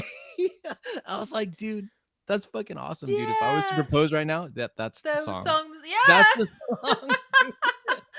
Oh my gosh. I was like, that's like a That good. gave me goosebumps. That's Yeah. so I precious. was, I was kind of like I was like enjoying the song, and then there was all this commotion behind me. Everybody was looking at this couple. The girl was crying. I'm like, oh my God, did he just propose? I'm like, yeah. During 23? I'm like, yes. I'm like, oh fuck, dude. I should have thought of that. uh But yeah, that was really great. And then plus when they played Sweetness too, yeah, I just wanted mhm. to mention this too. Everybody started like jumping, and it was like a great time. But I looked over. There's a security guard that's supposed to keep people from the back coming from the front, and he was like, he was just, I'm like, you're not even watching your station, dude. Oh my god. That's amazing. I know, dude. It was like probably my favorite concert, like the best concert I've ever been to. But it was really good. We were like probably 10 feet from them. It was great. It was saying that they toured with Green Day. Before the band toured with Green Day in the US, Jimmy Eat World followed two other singles. But yeah, they toured with Green Day. Yep, I must have missed that tour. I think I was like, that's right when I graduated college, I think. Now, did you ever listen to Chase This Light? Was that what it's called? A little bit, yeah. That's like after, that's one of their recent ones. That's the one with Big Casino on it, right? Yeah. And Yeah. they go, I won't, what is it? Um, I'm a step with poison grace as they call my name from the lottery, and they'll From the say, lottery, yeah. yeah. And then it goes, something, something. I'm a New Jersey success story. And I'm Yeah, like, I'm a New yeah, Jersey. I am. It's me. They're talking about me. I'm pretty sure it was, yeah. Oh man, when I heard that, I played that on repeat. Of course, Facebook's MySpace status. Like, let's do this. Oh man. Actually, so you're from New Jersey, right? Yes. Yeah, like I actually, funnily enough, I actually went to New Jersey quite a bit when I was a kid. We Mhm. have we had family that lived over there, so we would take turns. They would come over to like California, and Uh-huh. then we'd sometimes spend summer over there as well. So we were in the uh Middletown area, Yeah. Middletown? Mhm. Yeah. That's right by Yeah, me. so yeah, we were in that area. So it's it's kind of interesting. Yeah, Yeah. yeah. Jersey is a interesting place depending on where you're located in the state. Yeah. Yeah. They definitely had a nice house, and I like it, it's the Garden State, obviously, but I did like how green it is over there. Like in California, everything's just brown. Yeah, Like no, it's nothing green here is like yeah, everywhere. and it's really nice. I like that, so it's good. Um, Okay, all right. So get ready, let's go. get set. American Idiot. Yeah, American Idiot. So I picked two albums to talk about. Obviously, I wanted to.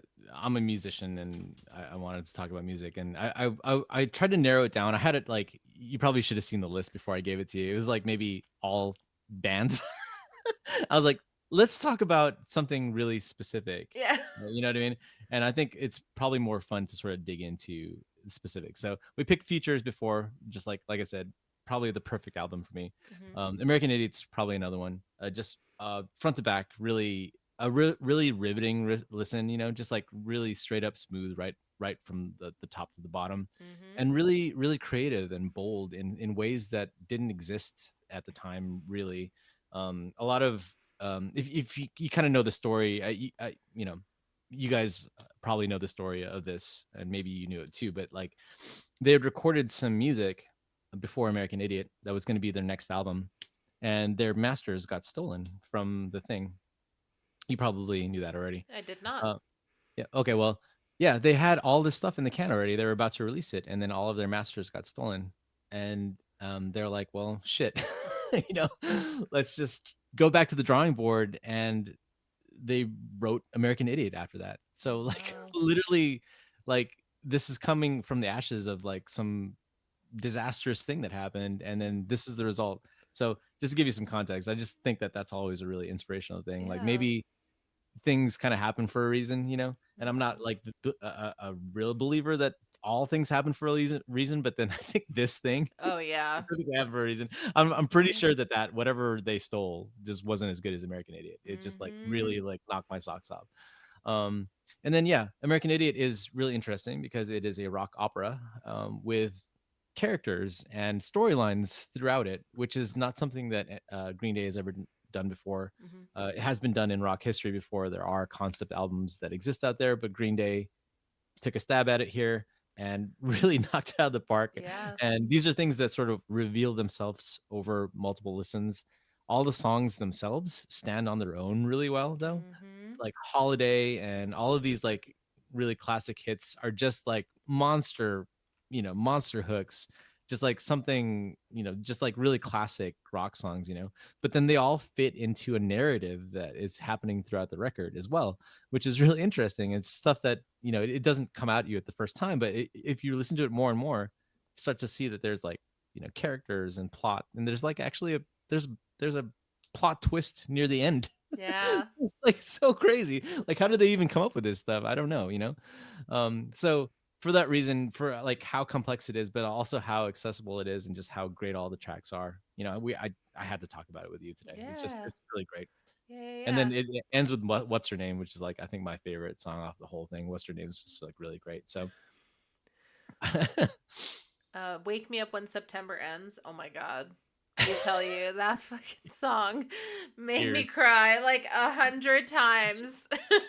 Yeah, that's so good. I think he wrote that about his dad. I think Hmm. passed Yeah, away. and when my dad passed away, I had heard this song just in passing, and I was like, Oh. oh my god, like it's just that Yeah, dramatic too. Yeah, the of course. of course. Yeah, I would too. Um, But yeah, like the kind of like highlights for the album for me are Jesus of Suburbia, and then there's one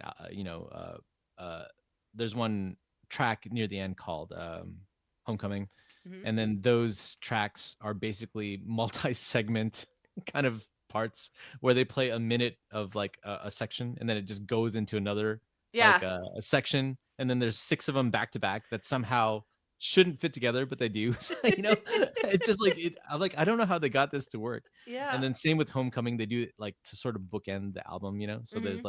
like a part in the beginning and the end, and then kind of like those kind of tracks, um kind of fit together in and of themselves how the rest of the album fits together as well. Mm-hmm. So it's just kind of like this weird Rubik's cube of like crazy relatedness for all of the tracks, that there's like a through line for all of them, but then they all somehow still stand on their own really well. So it's just like Absolutely. a really intriguing album that you could just listen to all over and over again. And then to Um, say too that they came out with a musical that I was watched, yeah, I watched that as well. was it any good? It's pretty good. Yeah, it's actually um, I watched it when it toured, so we were watching the touring cast. I'd say definitely it's worth going if you're a fan of this thing. Yeah. I think they maybe um shoehorned in some plot lines that I didn't necessarily get from listening to the album. Right. So I didn't know, but then again, they did have a hand in writing it, so maybe that's what their intention was all along. Right. But even still, I don't know if I really dig all of the choices they made. Right. Uh, but still, I still enjoyed it. It's still a Green Day and still loved it. So Yeah. Yeah, they were saying album of the year. It was nominated for album of the year and won award for best rock album in the 2005 Grammy Awards. mm-hmm. And then it was placed Rolling Stone at 225 on their 2012 list of 500 greatest albums of all times. Up all time, yep. And Mm-hmm. that's crazy because that's all, like that's Rolling Stone all time. So you're competing against, you know, Rolling Stones, you're competing against like, you know, the Beatles and all that stuff, like Yeah. all time, you know. And I don't disagree. Like maybe 200 sounds about right for me. I think it's really that much of an achievement. It's one of those things where I was reading something about it where this kind of album at the time it was released, it didn't quite exist anymore. It was both a critically acclaimed but also like a smash hit, and it was just one of those things where it's such a unicorn for that to happen, where you know you might get like something where you might win a Grammy, or like it might be like critically acclaimed but it's not going to sell well, or maybe vice versa, you Mm-hmm. know. This one actually did both, where so it's just like a, you know, all around just like a crazy thing that conspired to happen to make this album. And Absolutely. And you the know we're all story itself, I mean, like I was just saying, follows the stories of Jesus Suburbia, like you said, yeah, it's a just like lower middle class American adolescent anti hero expresses the disillusionment and dissent of a generation that came in the age of a period shaped by events such as 9/11 and the Iraq War. it's just like I know. It's like I'm like, what would I'm like wondering what their other album that was stolen was even about, and then they're just like, okay, we're just gonna go fucking big for this one. Just like Yeah. let's just write about everything that we're seeing and feeling. And yeah, the fact that they are able to fit some of these ideas into an album at all is just really crazy. So Yeah. yeah, great. Okay, we have 13 minutes. Okay, let's do it. We're gonna do one bad, and then we're gonna end on something good. But for Yep. now, I want to get heated, okay? Because Oh, I have opinions. okay, let's do it. Oh no. I have Hopefully, opinions. hopefully you're on the same page with me in this one. 100% Okay, on good. the same page. Okay, good. So TikTok. Okay. I'm not a big fan of social media actually, uh, at all. Um, so Facebook and all that stuff, I'm okay with it. But then when they introduce the feed, yeah, it's starting to get like kind of creepy. YouTube, you know, has the autoplay thing. I didn't like that much either. Um, TikTok is like that times a million. Like it's basically you just open the app and then it starts shoveling content at you. You don't have any choice what it is. And then based on what you do, whether or not you like it, how long you like it, it's just going to shove you something else, you know. And it's just it's awful. It's like you know, yeah, I think overall, you know, social media has done more harm than good probably, and I feel like TikTok has its own like has its own blood on its hands, where we kind of like are now looking for a quick fix, you Mm-hmm. know, and then that's all that this thing is, you know. It's basically just all feed, you know. There's no other options on it, you know. You can't choose or pick what you want. And the probably the thing I hate the most about it is that I just find myself looking at it still, and I know I don't like it, but I just like sometimes just still look at it, and I don't want to, you know. Yeah. But it's kind of like it's one of those things where, you know, they kind of have you like they know what you like down to like a really specific thing, and they're just going to feed you more of it.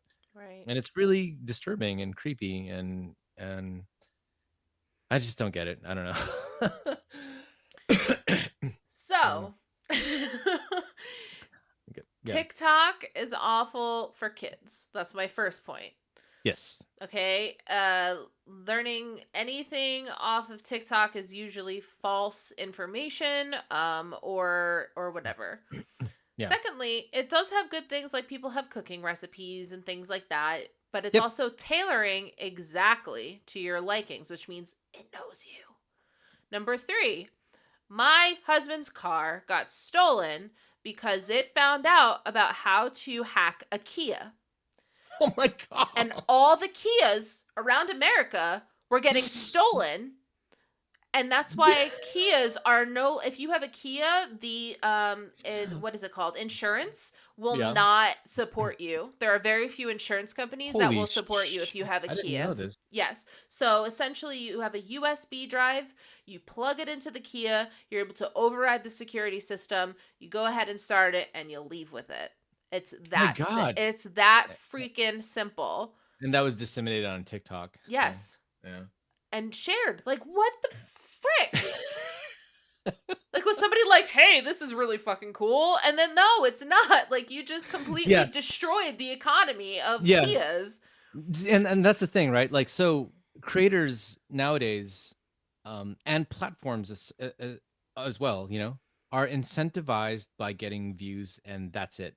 Do you know what I mean? Like, so if you find a way to, steal $1 million or do like whatever morally gray thing that you want to do, TikTok and the creators themselves aren't, incentivized to care about that stuff. They're only incentivized about how much people are viewing it and how long people are on the platform, that kind of thing. Yep. And it's one of the reasons why Russia did a whole thing to destabilize the American government, and they preyed upon this fact, just because they were able to run ads or whatever that they knew were either false or like misleading. But then because like these platforms allow that kind of thing, they were able to get away with it because the platform itself just doesn't care. It just wants to have you for as long as it can, and for you to like spend as much time in it as possible. It doesn't matter the morality of which. So uh If my car was stolen, I'd tell my wife, looks like I have to get rid of my iPhone. Why? Because I've got no Kia now. Oh, God, MK. that's a good one. That MK, was. I have a I have a viewer that's just like you in my stream too. Just like looks for places to do puns and stuff. Oh, I love it. MK is great. Okay, so that's the shit talk on TikTok. Yeah, good. I had to do it. I had to get it I'm out of glad. my system. I'm glad too, because it's just like I don't know what we could do about it, but I just know it's not bad. So I guess the best we could do is just sort of like not be on there. Right. Yeah, I don't even have an account. I think it's Yeah, I good. think it's trash. Yeah. Okay. So then let's go to we're going to do one more bad and then good. Okay. Fortnite. Yay, Fortnite. So this is kind of a hot take because I know Fortnite's very popular with a lot of folks, but it's just something that I don't really like that much. I think the battle royale kind of genre is not really. It's something that on paper I think I should like. I like shooters, and like I kind of said before with Overwatch, I kind of like games that allow you to sort of express your skill and kind of like raw skill versus raw skill. But it's just so.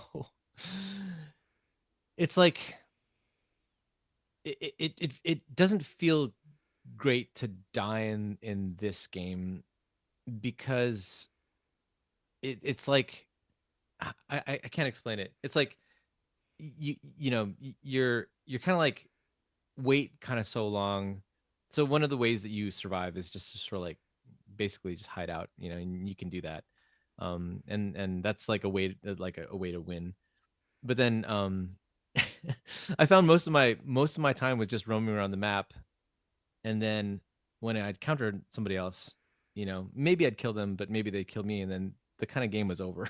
And it was just Right. like it felt really bad. Like I didn't know. I don't know.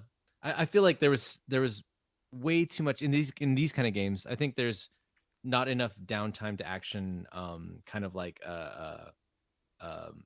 ratio for average players. Now, obviously, if you're really good, you could probably kill everybody Right. that you come across, and then you'll have a great time, you know? But then for average players or maybe below average players like me, um, the game just seemed to be like a bunch of nothing and then all of a sudden ending. And I didn't like it. So Fortnite's just one example. I'm sure Fortnite's maybe more balanced now than when I tried it before. But this kind of goes for all games like this, like PUBG and all that stuff, where um, it's really hardcore and sweaty.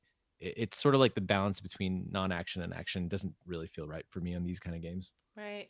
Now, how do you feel about microtransactions? Microtransactions. Oh god. Uh, I don't actually mind them too much, as long as they're not pay to win. I know like Fortnite is like a game where you can pay for cosmetics, I think, Mm-hmm. and that's it, and then you can still sort of just play and be fine. Microtransactions, I'm not too okay with, but then I mean I'm not too bad with, but then there are some games that did it too much, Pay to like win. yeah, it was like the example that I'm thinking of right now is Battlefield 2, Star Wars Battlefield 2. I Mm-hmm. think where it was just like you couldn't unlock the characters unless you won them in a loot box or paid for them basically. Wow. And yeah, pay to win basically. And it was just too much, you know. Yeah. So I don't actually don't mind it that much because honestly, I don't care about those things, so I just don't pay for them. So it's like Yeah. it's not that the bad for me. So, but yeah, the trend is kind of upsetting. You know, I know that like the cost for developing these video games now is just so enormous that the companies are willing to sacrifice some of their integrity to get some more money. You know, and Yeah. it's very very obvious and transparent. It's kind of sad, and I think that's kind of like why I personally am getting a lot of my most of my enjoyment from indie games and sort of like those double A games, you know, the Mm-hmm. games that maybe don't cost as much to make and maybe don't even like look as good, but that are still just as fun to play. I feel Yeah. like those games are really where the innovation is happening in the field right now because they can kind of afford to do that. You know, these games have to play it safe, and then they have to do things like microtransact just to break even sometimes. You know, Yeah. No, I get it. yeah. I agree. Okay. Okay. We are gonna end on Back to the Future. Yay, cool. Um, yeah, so I'm a big movie buff guy. I love going to movies, and every time there's a movie that comes out that's even mildly interesting, I try to go take my wife to watch one. You know, and I wanted to sort of like pick just a specific one to talk to you about, and that's Back to the Future. It's probably my favorite film. Mm-hmm. Um, and there's so many that I could have picked, and it was so hard to narrow it down, but I just wanted to pick one. So Back to the Future is it. Um, 1985, you know. Um, Great Scott. Yeah, exactly, right. Um, so many good quotable lines here. But I feel like um, you know, a lot of people has anybody ever brought up this movie and talked to you about it on your wiki show?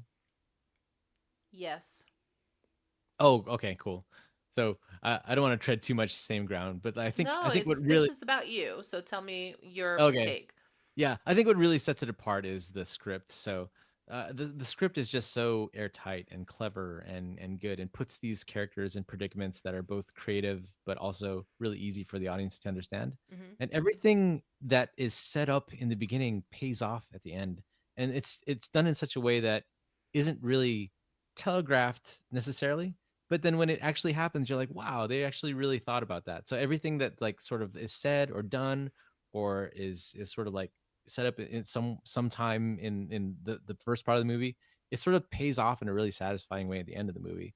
And plus, you know, Michael J. Fox, Christopher Lloyd, they really just give really iconic performances that still kind of make me laugh to this day. I still sometimes watch this movie and just like amazed at some of the takes and stuff like that because I think they're just like really really funny.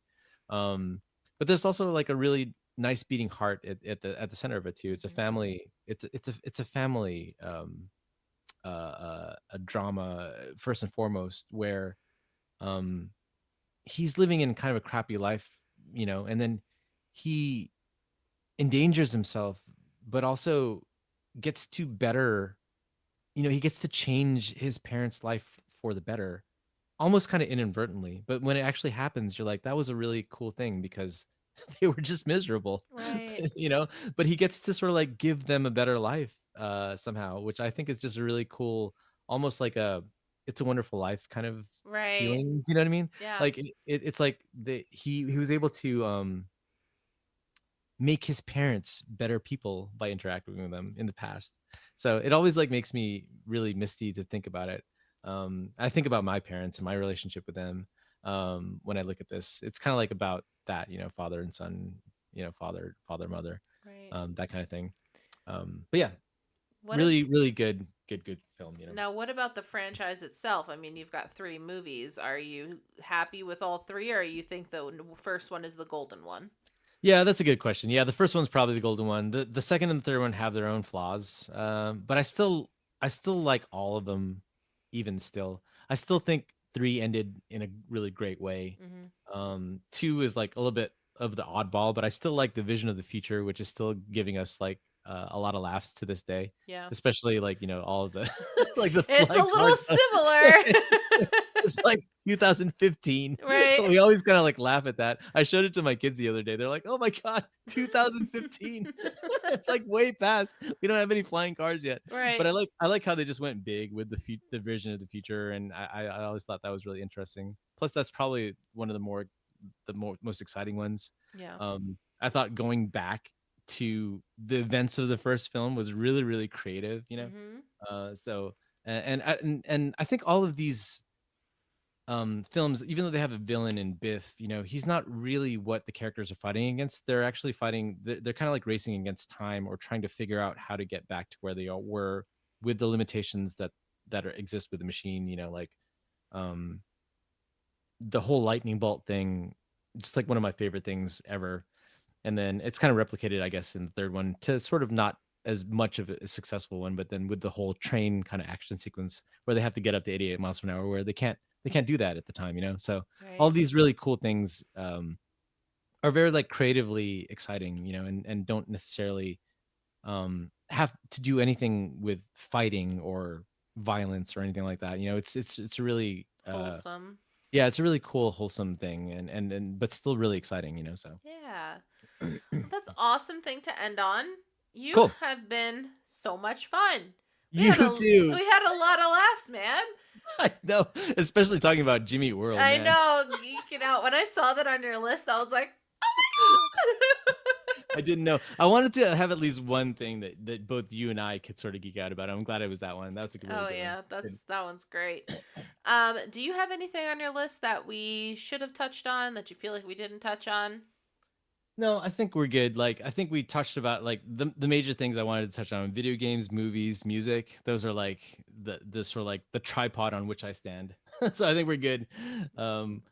I did notice that like a lot of your other folks talked about food, and I just put something about that on there, but we don't have to talk about that because everybody talks about food. I think we're Yeah, good. no, food is like apparently the central point of every single Yeah. person's desires. I feel like I like food all like well and good, you know. But Mm-hmm. I'd rather like dig into stuff like this where we could talk about like why things are good. Do you know what I Mm-hmm. mean? Yeah. Because I think that's just like a really interesting thing to sort of pick apart. So, Yeah, for sure.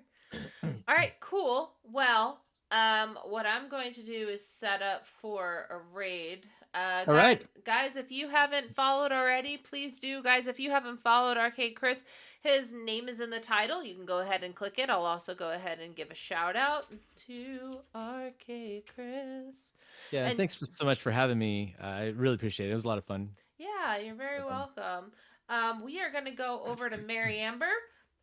She's been on here before, and she is a comedian, singer. So she does singing Woo-hoo. and every single instrument you could think of, flute. She loops them, and they're all comedy. So I highly suggest you check her out. Guys, thank you again so much for being here. We've got a few viewers here. This is the raid call. It's very bad. I need to fix it. But this is the raid call, and thank you again, Chris. And here we go on the raid. Raid now. Bye, everybody. Bye.